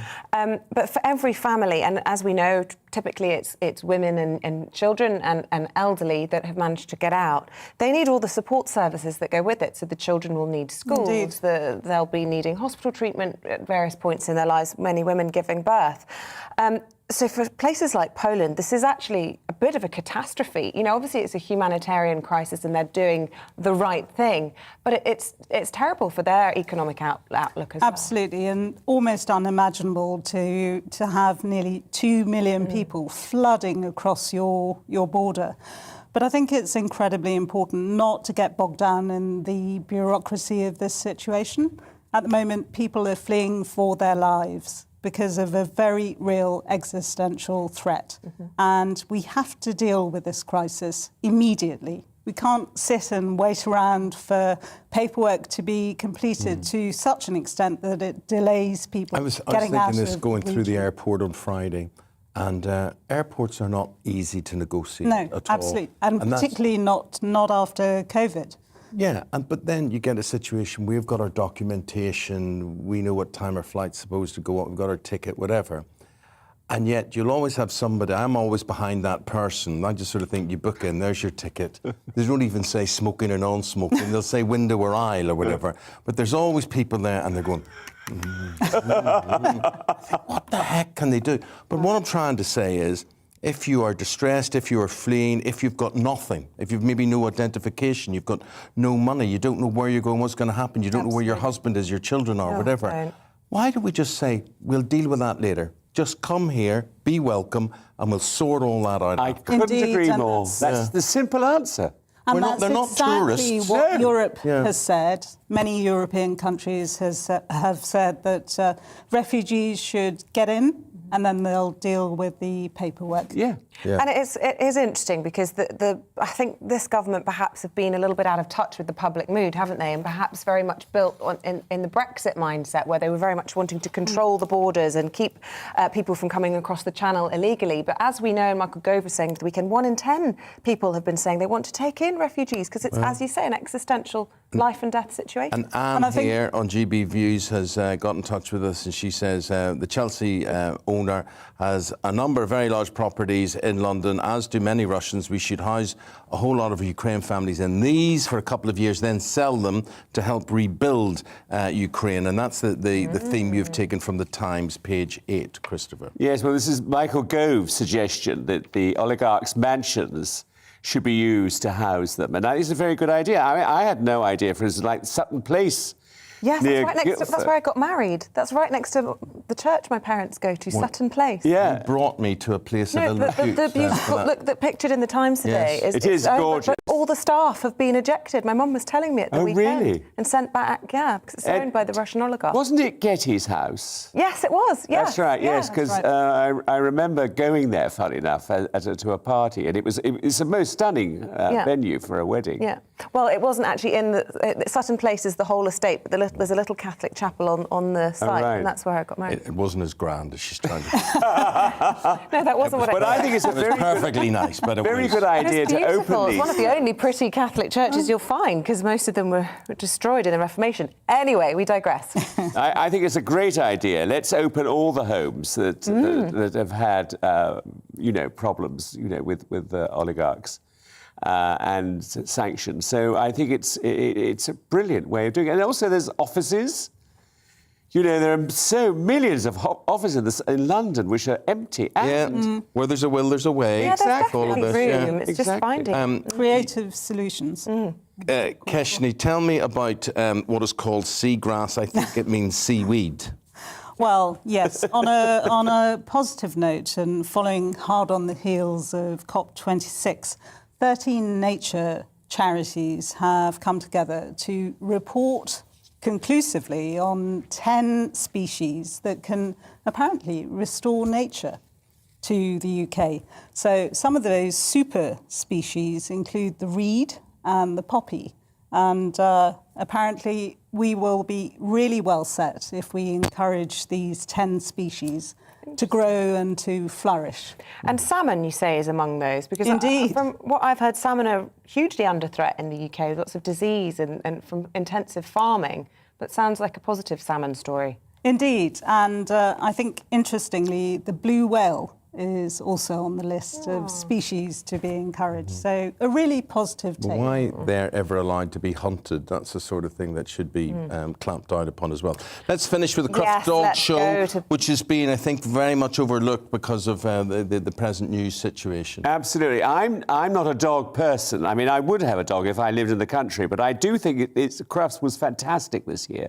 And quite a funny story here in the, what is it, the Times, is it? No, the Telegraph. And it's the Queen's favourite, 2 dogs, couldn't go into the competition because they were on heat.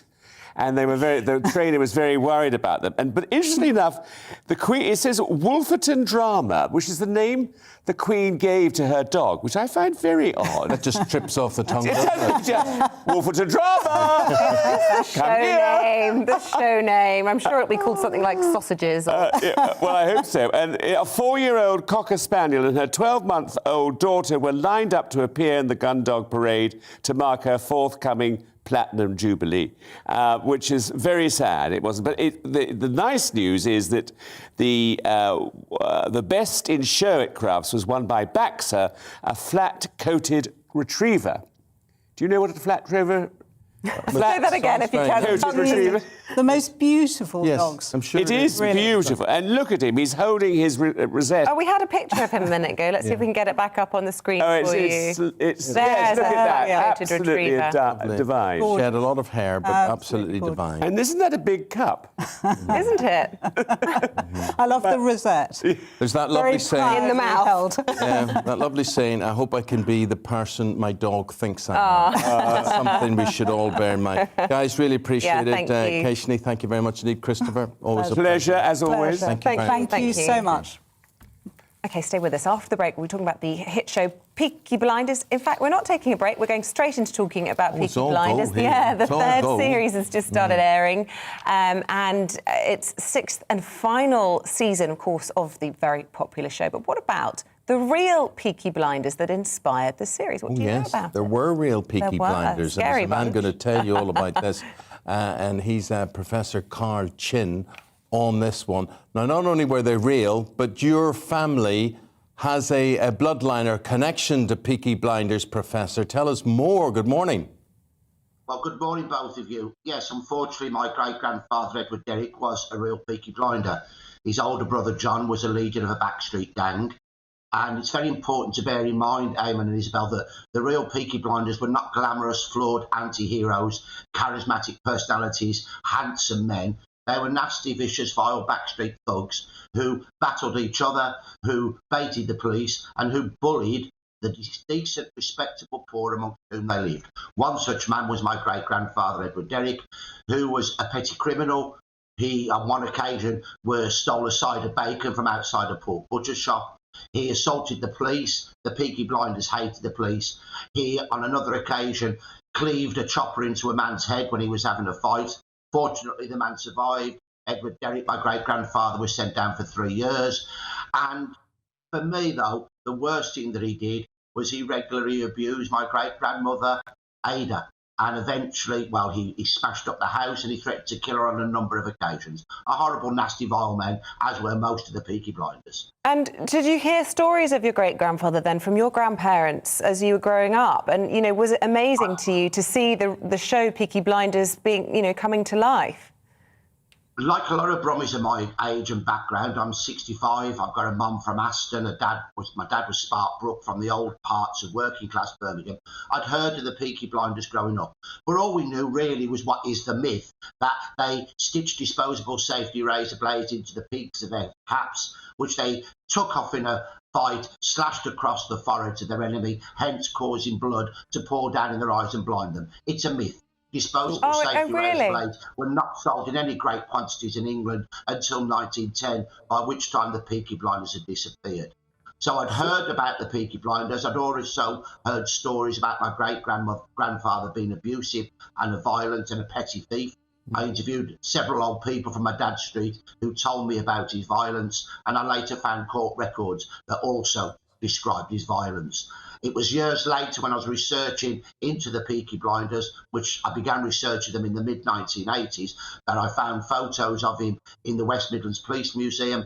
It's a fantastic collection of criminal photographs, and he's wearing the daff, which was like a silk kind of scarf twisted round the neck that the Peaky Blinders favoured, and it was obvious from when I found his criminal record that he was one.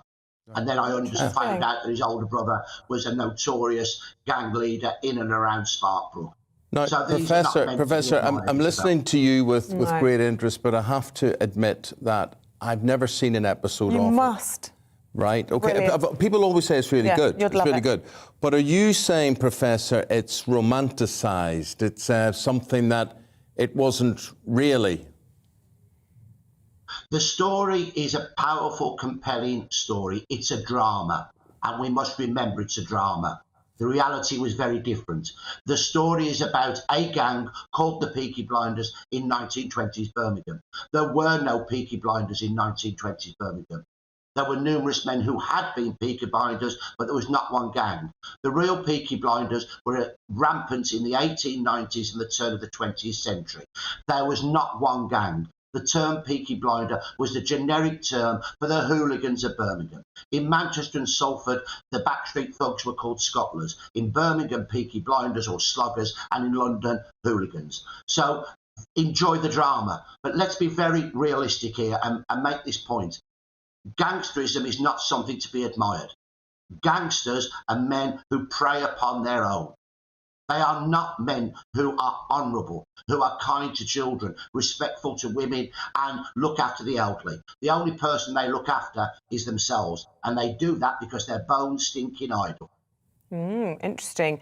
Because obviously in the show itself, it centres around a key family. I don't know if that was true, if there was a core at the centre of the gang, as you describe. And, you know, it doesn't shy away from the fact that they were violent and, you know, thieves and criminals, but and often going to jail and things. But as you say, there was a sort of, you know, righteousness associated with it all. The series has been superb for Birmingham. It's brought lots of attention to Birmingham. Who thought that Cillian Murphy could turn the Brummie accent into something sounding sexy? It's been brilliant for Birmingham. But it's a drama, Isabel. It is not reality. Yeah. There was not one gang. And even though that some of them die and there are people who go to prison, you see Tommy Shelby in a great big stately home. He's become successful as a gangster.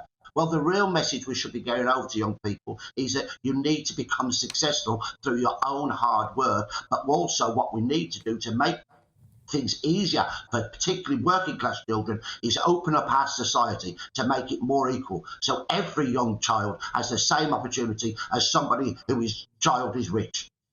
Okay, well, fascinating, Professor. Thank you for the insight. And if you watch Peaky Blinders or you don't, it's BBC One 9 o'clock on a Sunday night. And so there we are, Yeah, the real it's your Peaky last Blinders chance to from catch it. Professor Carl Chinn. Thank you very much indeed. And I suppose, as you always say, never let the truth get in the way of a good story. It's a good story.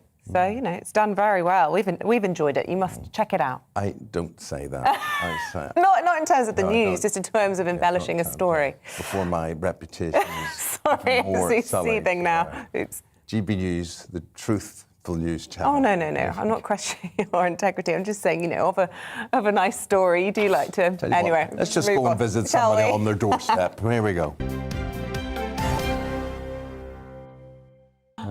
So we're in Northern Ireland. Dougie Beattie's out and about. Where are you, Dougie? Still in Saintfield, County Down? I am indeed, and welcome to Saintfield for the last time. It's just started to rain here. We have been in a baker's, we've been in a vegetable shop, no candlestick maker, but we're going into a butcher's now.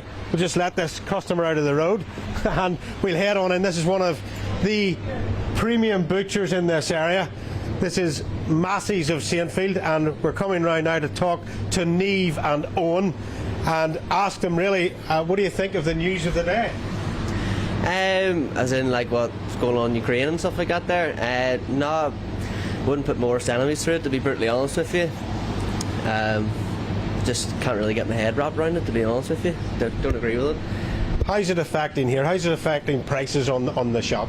Well, we've seen a massive increase in chicken fillets in price since the start of it in the last 2-3 weeks, whatever like that. And then just with everything's going on at the minute with diesel and just everything, it's a bit of a nightmare.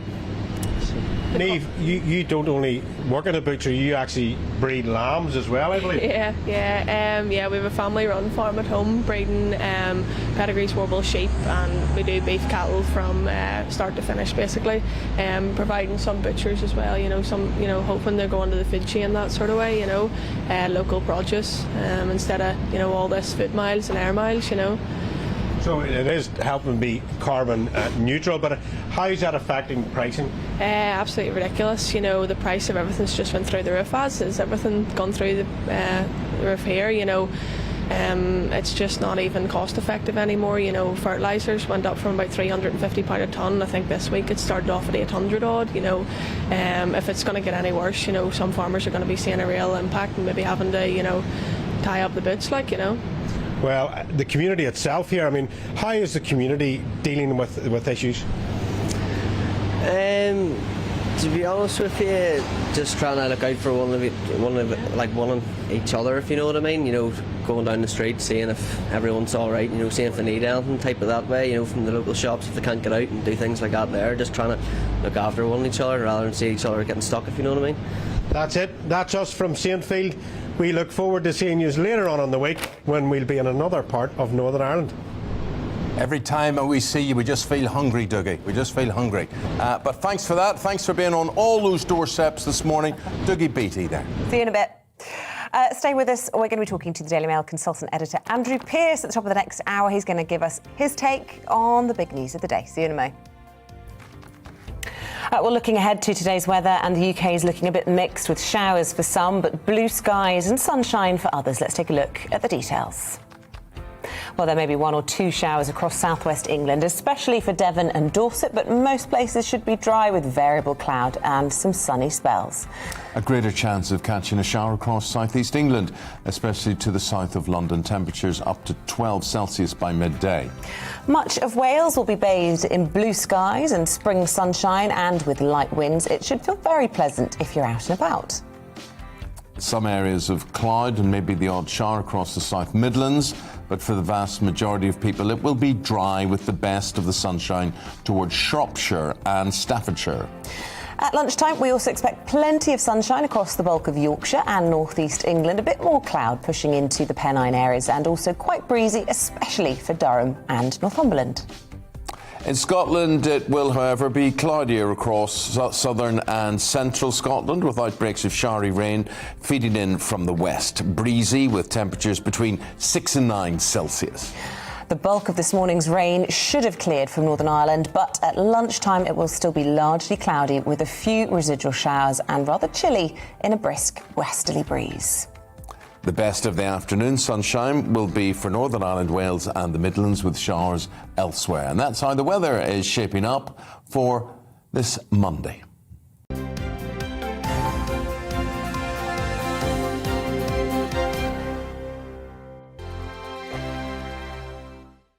GB News is the UK's home of discussion and debate from all perspectives. To stay up to date on the latest stories, make sure that you subscribe to the GB News channel right here on YouTube. You can watch us live 24/7 across the whole world. You can also check out exclusive content and catch up on previous episodes of your favourite shows. Every day, we ask the questions that you'd ask, so why not add your voice to the conversation in the comments section? Don't forget to subscribe. We are GB News, Britain's news channel.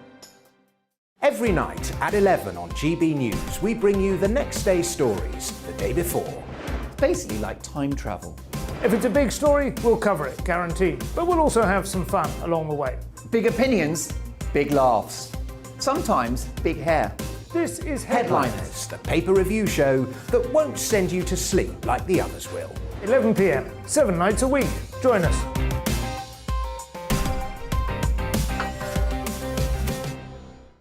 Hello there, I'm Eamonn Holmes. And I'm Isabel Webster.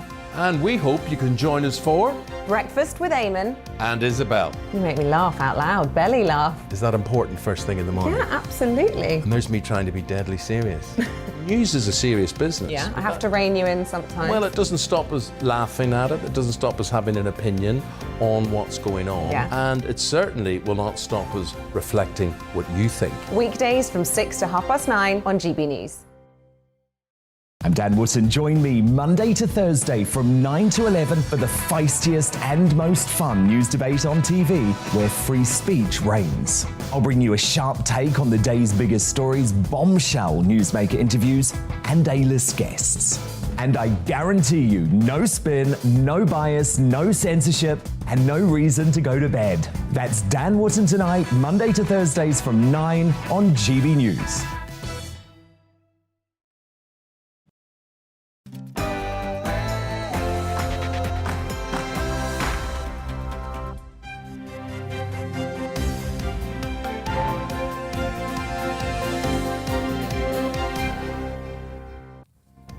President Zelensky renews calls for a no-fly zone after 35 people are killed in a Russian strike on a NATO-linked base near the Polish border.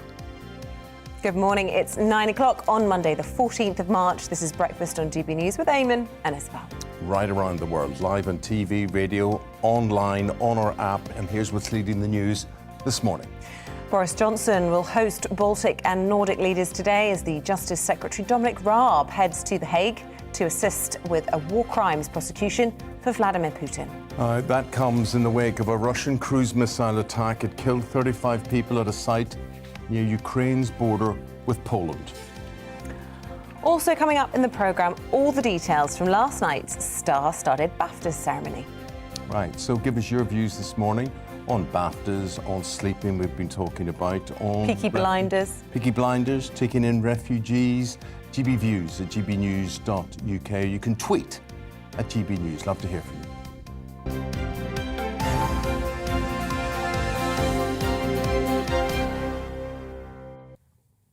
Ukraine's President Volodymyr Zelensky's reiterated calls for a no-fly zone following a Russian missile strike on an airbase near the Polish border, killing at least 35 people. And now the Justice Secretary, Dominic Raab, will travel to The Hague today to offer help in gathering evidence of potential war crimes committed by Russia in Ukraine. Well, over the weekend, an American photographer, Brent Renaud, was killed. Earlier in the programme, we spoke to freelance journalist Stefan Weikart, who was recently in Ukraine and was also shot whilst doing his job. Let's take a look. Our car was marked, so it's clear that we were journalists, also from behind where he was coming from. We did not have any chance to do more than that. We didn't have any chance to shout out that we were reporters or anything like that. We were parked somewhere ready to take a right turn. when a car just out of the blue came from behind. A guy stepped out and started shooting immediately into the car. There was no trying to come in contact with us. He was not trying to communicate with us. He was not trying to make us stop because he wanted to see ID or whatever. I mean, whatever he might have been interested in. He wasn't doing anything like that. He immediately shot when he came out of the car. So, I mean, and he was on maybe 10, 15 meters behind us. And he was clearly, I mean, it was clearly marked that we were journalists also from the back. So, I mean, there's no doubt that we were targeted as journalists in my mind. And that's also what we have seen with other examples that you brought up. The Sky News team, for example, there was also a Swiss journalist who was targeted. And now what we heard about yesterday, where unfortunately one journalist lost his life. I mean, it's clear that the journalists are being targeted. And I start to wonder whether marking your car as press is really actually going to make any difference when you are in certain areas close to the front line. Or maybe that just means that you're going to be targeted, where they're actually more risky than not having it. I think that's some of the questions that journalists have to ask themselves now. The fact that you question that, do you actually question why you do your job and if you should continue doing your job in a war zone? No, I don't think so. I mean, I'm still in the process of recovering, of getting, mentally and also physically better. I mean, it's going very well, but it's still a process I'm in. So I'm not focused so much on the question that comes after, what next. But it's not. I don't think that it changes the fact that the job is important and somebody has to do it. I just think it questions the way that you work now. If you are not safe as reporting as journalists, I mean, we can always have an accident. Air attacks can happen and you can be at the wrong place at the wrong time. Those risks are always there. But if you're deliberately targeted while driving around in your car or walking around doing interviews, which, I mean, with your vest and the press symbol on, you have to make a new risk assessment, because that's much more dangerous scenario than what normally is the case for me, for example, when covering the war in Donbass, which I've done for 3 years now. When I've been to other conflicts and wars, such as in Nagorno-Karabakh between Armenia and Azerbaijan back in 2020, so you have to take that into consideration and see, can you actually do this now or not? And we're just hearing from the Polish Border Guard Agency. They say more than 1.75 million people have fled Ukraine to Poland since the invasion. Our national reporter Paul Hawkins is in Romania now to hear how they are assisting with the humanitarian aid effort. Talking to you now from a sports hall that's been commandeered to gather all this aid from around Romania that's been brought here and from around Europe. It's being collected here, given to people on the border, to people who are fleeing conflict on the border, and also taken into Ukraine for people who are trying to escape the conflict inside. We can actually get a little bit more of an idea of what is going on here with Maris and Vitali, who are I should add, Vitali, you're from Ukraine? Yes, I'm from Ukraine, thank you. Yeah, and Maris, you're from Latvia? I'm Latvian from Bulgaria. Okay, excellent. A Latvian from Bulgaria? Yes. Okay, brilliant. So, yeah, just came from Bulgaria on 28th of February, and ever since I've been here from 8 to 1 o'clock for 13 days, I guess. You're tired, but you're going to keep going? Up until Thursday or Friday probably as well. So then I need to have a mental break. It's a lot of stuff has been happening, and a lot of stories have been heard, so need to unwind a little bit. And process. A lot to carry up here. A lot, yeah. But you're going to keep going. And just very quickly, why did you want to help? What made you? Same story. I was reading all the news, basically. Everyone was reading the news, and at some point you want to do something. I came to the border with the idea I'm going to help a little bit driving people. Yeah. Started with driving people a little bit, hearing their stories and seeing there's a lot of things you can do here on the border. Translate. I'm speaking Russian, so I'm kind of helping with that. Most of the people speak Russian when they come from Ukraine, so they are kind of happy to hear the language and kind of explain all these things. Yeah. English is also something that they don't usually speak, so it's kind of hard for them to get involved. If somebody, in the Romanian border, also kind of the language is okay now. At the first it was okay, English, somebody spoke English, somebody spoke a specific dialect of Ukrainian. Sometimes they don't always understand each other, so Russian language is super appreciated on the border to explain to people. Yeah, so having someone like you there is really useful. And Vitaly, you've just become a father, we should add. Yes. And your child is 3 months old. Yes. And now this war's broken out. How has being a father for you during a war? It's really big stress, it seems to me, and I understand big ответственность. It's a big responsibility for me, and I understand that I should keep my family in safety place somewhere. We cross the border in 21st of February because in 20th I have my birthday, and we decided to cross to look some Romania, some Poland, and to make some Euro tour. And the war started, so we come back to Romania and trying to help to collect some humanitarian help and send it back to Ukraine. And because you left the country on the day before the war started, yes. 2 days. They haven't conscripted you, haven't brought you in to fight. Yes, yes, and now I staying here with my family. I can't left them here because I don't know what will happen to them, and I want maybe to return, but how I can leave them? Yeah. How I can leave my son? So of course, and so your mum's taking aid into Ukraine. Yes, my mom has a volunteer organization, so she comes to me. We collect here all stuff that we could and send to the border to Ukraine. Paul, thank you very much indeed. And we want to take that story and tie it in with lots of other stories, like for any of you who may be thinking about or keen to take in refugees, you can register through the government's new humanitarian scheme. From now, today. From today, and to talk about that and lots of other things, the consulting editor of the Daily Mail, Mr. Andrew Pearce, is with us this morning, and we're going to talk about anything. Refugees, would you take Andrew a refugee in? I'll be completely honest, no. I didn't even have to think about it. I'm not cut out for it. I can help in my own way. Support appeals. My newspapers ran a magnificent appeal, raising millions. That's what Where I'm are you going up to to do. on the 7 million. Wow. It's extraordinary. Absolutely Daily Mail readers are amazing. fantastic. They're generous and compassionate.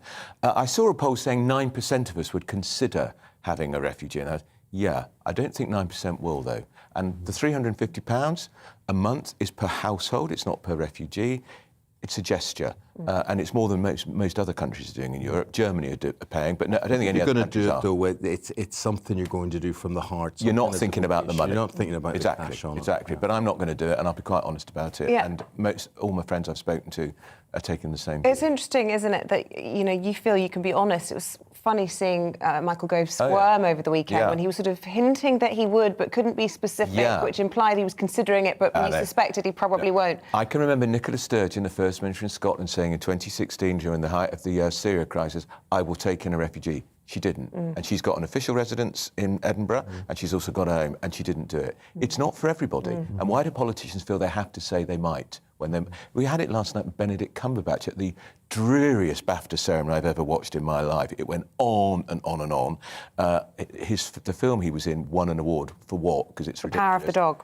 Well, it's meant to be a Western. It's ridiculous, let me tell you. And I'm glad he didn't win the BAFTA because he wasn't very good either. But he said, I might take a refugee. It's all virtue signalling. So I haven't seen Power of the Dog, but I am... I am a massive Western fan. Well, it's not a Western, but he wears a cowboy hat and that's about it. And that's it? Yeah. Right. And there's a horse and there's something to do with shopping a bit of the horses. Anyway, it's what I would call a great... If you like woke, and I don't think you do, Eamonn, you'll enjoy it. No, I hate it forced down my throat. I hate being treated stupid. I mean, like you say, we all like to think we're good people and we're accepting and we're tolerant and we can do this and we can do that. But it's then when you're told, oh, you're really intrinsically a bad person. You're a bad person and you should be doing A, B and C. Well, I'd say, well, I'm sorry, I'm not a bad person. No. And you're open to listening to messages. But I can't go to the cinema nowadays because it is just message after message, wokeness after wokeness. It is. I remember going to see Benedict Cumberbatch did Hamlet at the Barbican a few years ago. It was one of the hottest shows tickets in town. On the stage at the end, when people were applauding, he then said, we all had to do more for the Syrian refugees. I thought, this government, this taxpayer, we were giving more money to refugee camps than any other country in Europe at the time. And there is this heavily paid actor telling the audience what to do. And my friends started getting money out of their pocket to put into and said, put your money back. Don't be told what to do. Isn't there a case to be made, and we're seeing this playing out in Ukraine, aren't we, for people who are public figures to set examples? I mean, as Eamonn says, it's awful when people ram it down your throat, but it doesn't hurt if people do fundraising as celebrities, don't they? So he was just trying to say, encourage people to do. He was lecturing us. He was lecturing. That was the trouble. He doesn't quite get the tone right, does he? That maybe was exactly what it was. Yeah. And you sort of feel maybe that his offer of putting a refugee up in, I don't think he said his house, it might be a house he owns. It might be one of his houses, You think that may be a lesser, what am I trying to say, contribution than somebody who lives in a two-bed bungalow? I had people calling my LBC show on Friday saying, I live in a two-bedroom house and I'm going to give up my spare room to a mum and a child. Now, that's a real commitment, isn't it? It's also for 6 months minimum. I think that's a very long time to expect someone to have to do it, because what if it doesn't work? What if it doesn't work out? What if you don't get on with them? What if you realise I'm not cut out for this? Can you kick them out? If you kick them out, where do you put them? I don't know. I don't know what happens there. I think 6 months is too long, actually. And also, you've got to find your own refugee, by the way. How do you do that?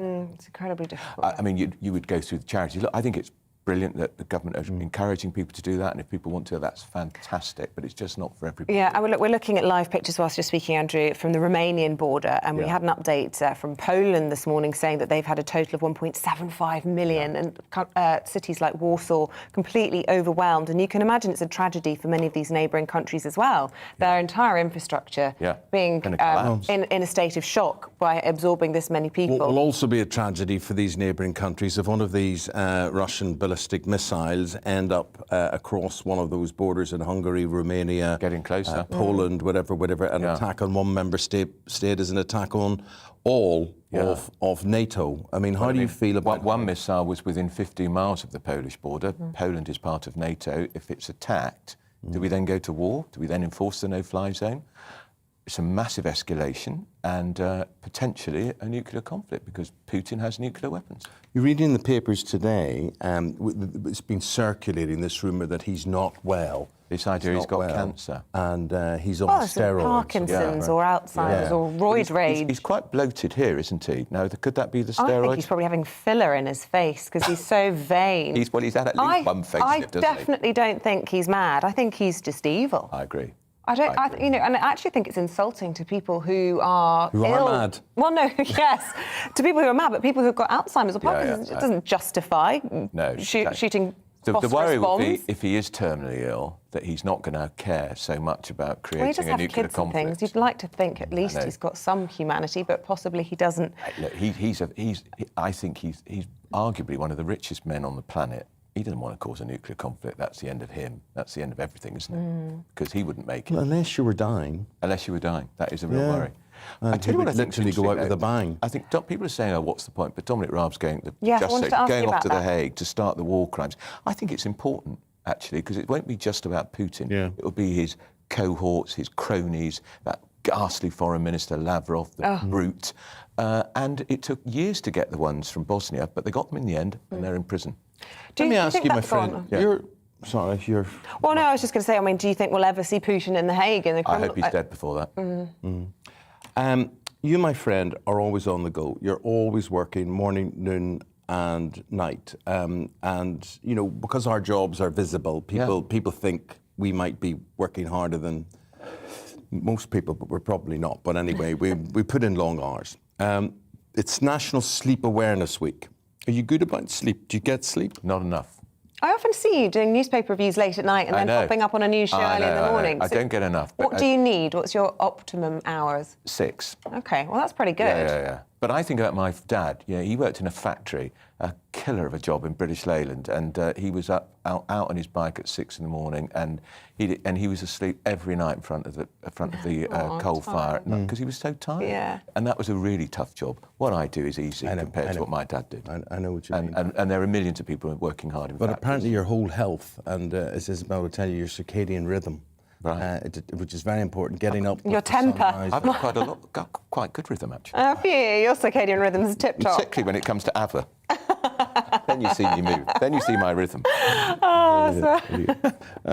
Thanks very much. Yeah, always lovely to have you back in next Monday. We can't wait to see you. Thank you very much. Really appreciate it. Right, so let's go to the break, and when we come back, I think we're going more BAFTAs. More BAFTAs. Maybe, Andrew, you'd like to stay and give your take. Or maybe not, as you thought it was such a boring one. Right after this, don't go away.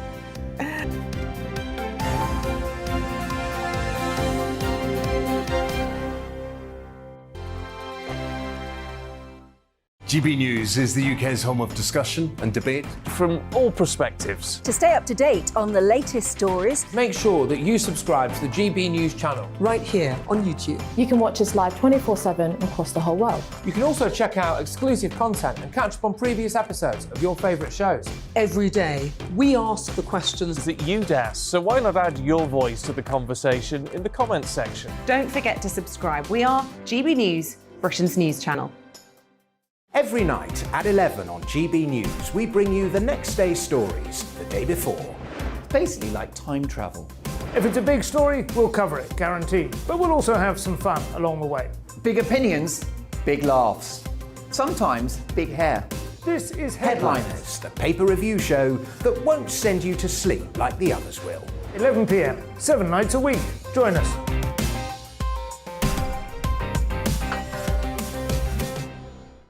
Hello there, I'm Eamonn Holmes. And I'm Isabel Webster. And we hope you can join us for Breakfast with Eamonn and Isabel. You make me laugh out loud, belly laugh. Is that important first thing in the morning? Yeah, absolutely. And there's me trying to be deadly serious. News is a serious business. Yeah, I have to rein you in sometimes. Well, it doesn't stop us laughing at it. It doesn't stop us having an opinion on what's going on. Yeah. And it certainly will not stop us reflecting what you think. Weekdays from 6 to 9:30 on GB News. I'm Dan Wootton. Join me Monday to Thursday from 9 to 11 for the feistiest and most fun news debate on TV, where free speech reigns. I'll bring you a sharp take on the day's biggest stories, bombshell newsmaker interviews, and A-list guests. And I guarantee you, no spin, no bias, no censorship, and no reason to go to bed. That's Dan Wootton tonight, Monday to Thursdays from 9 on GB News.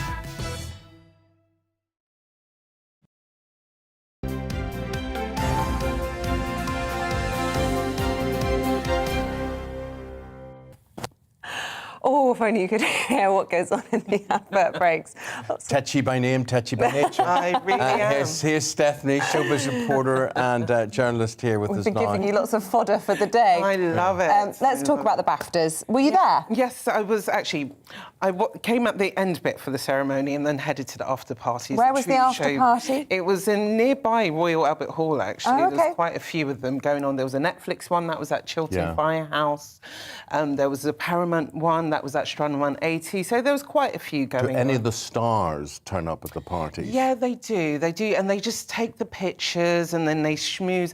Like, the thing with showbiz parties, they're not like how they used to be, where you get wild and reckless. Everyone's too on edge about social media or getting cancelled or doing something wrong. So everyone was just there taking pictures, schmoozing, and then they're off to the next one. But it was Lady Gaga who was quite impressive, because after the BAFTAs, she also went nearby to the Savoy to do the Critics' Choice Awards. So she had like 2 outfit changes on the night and to do 2 awards as well. So.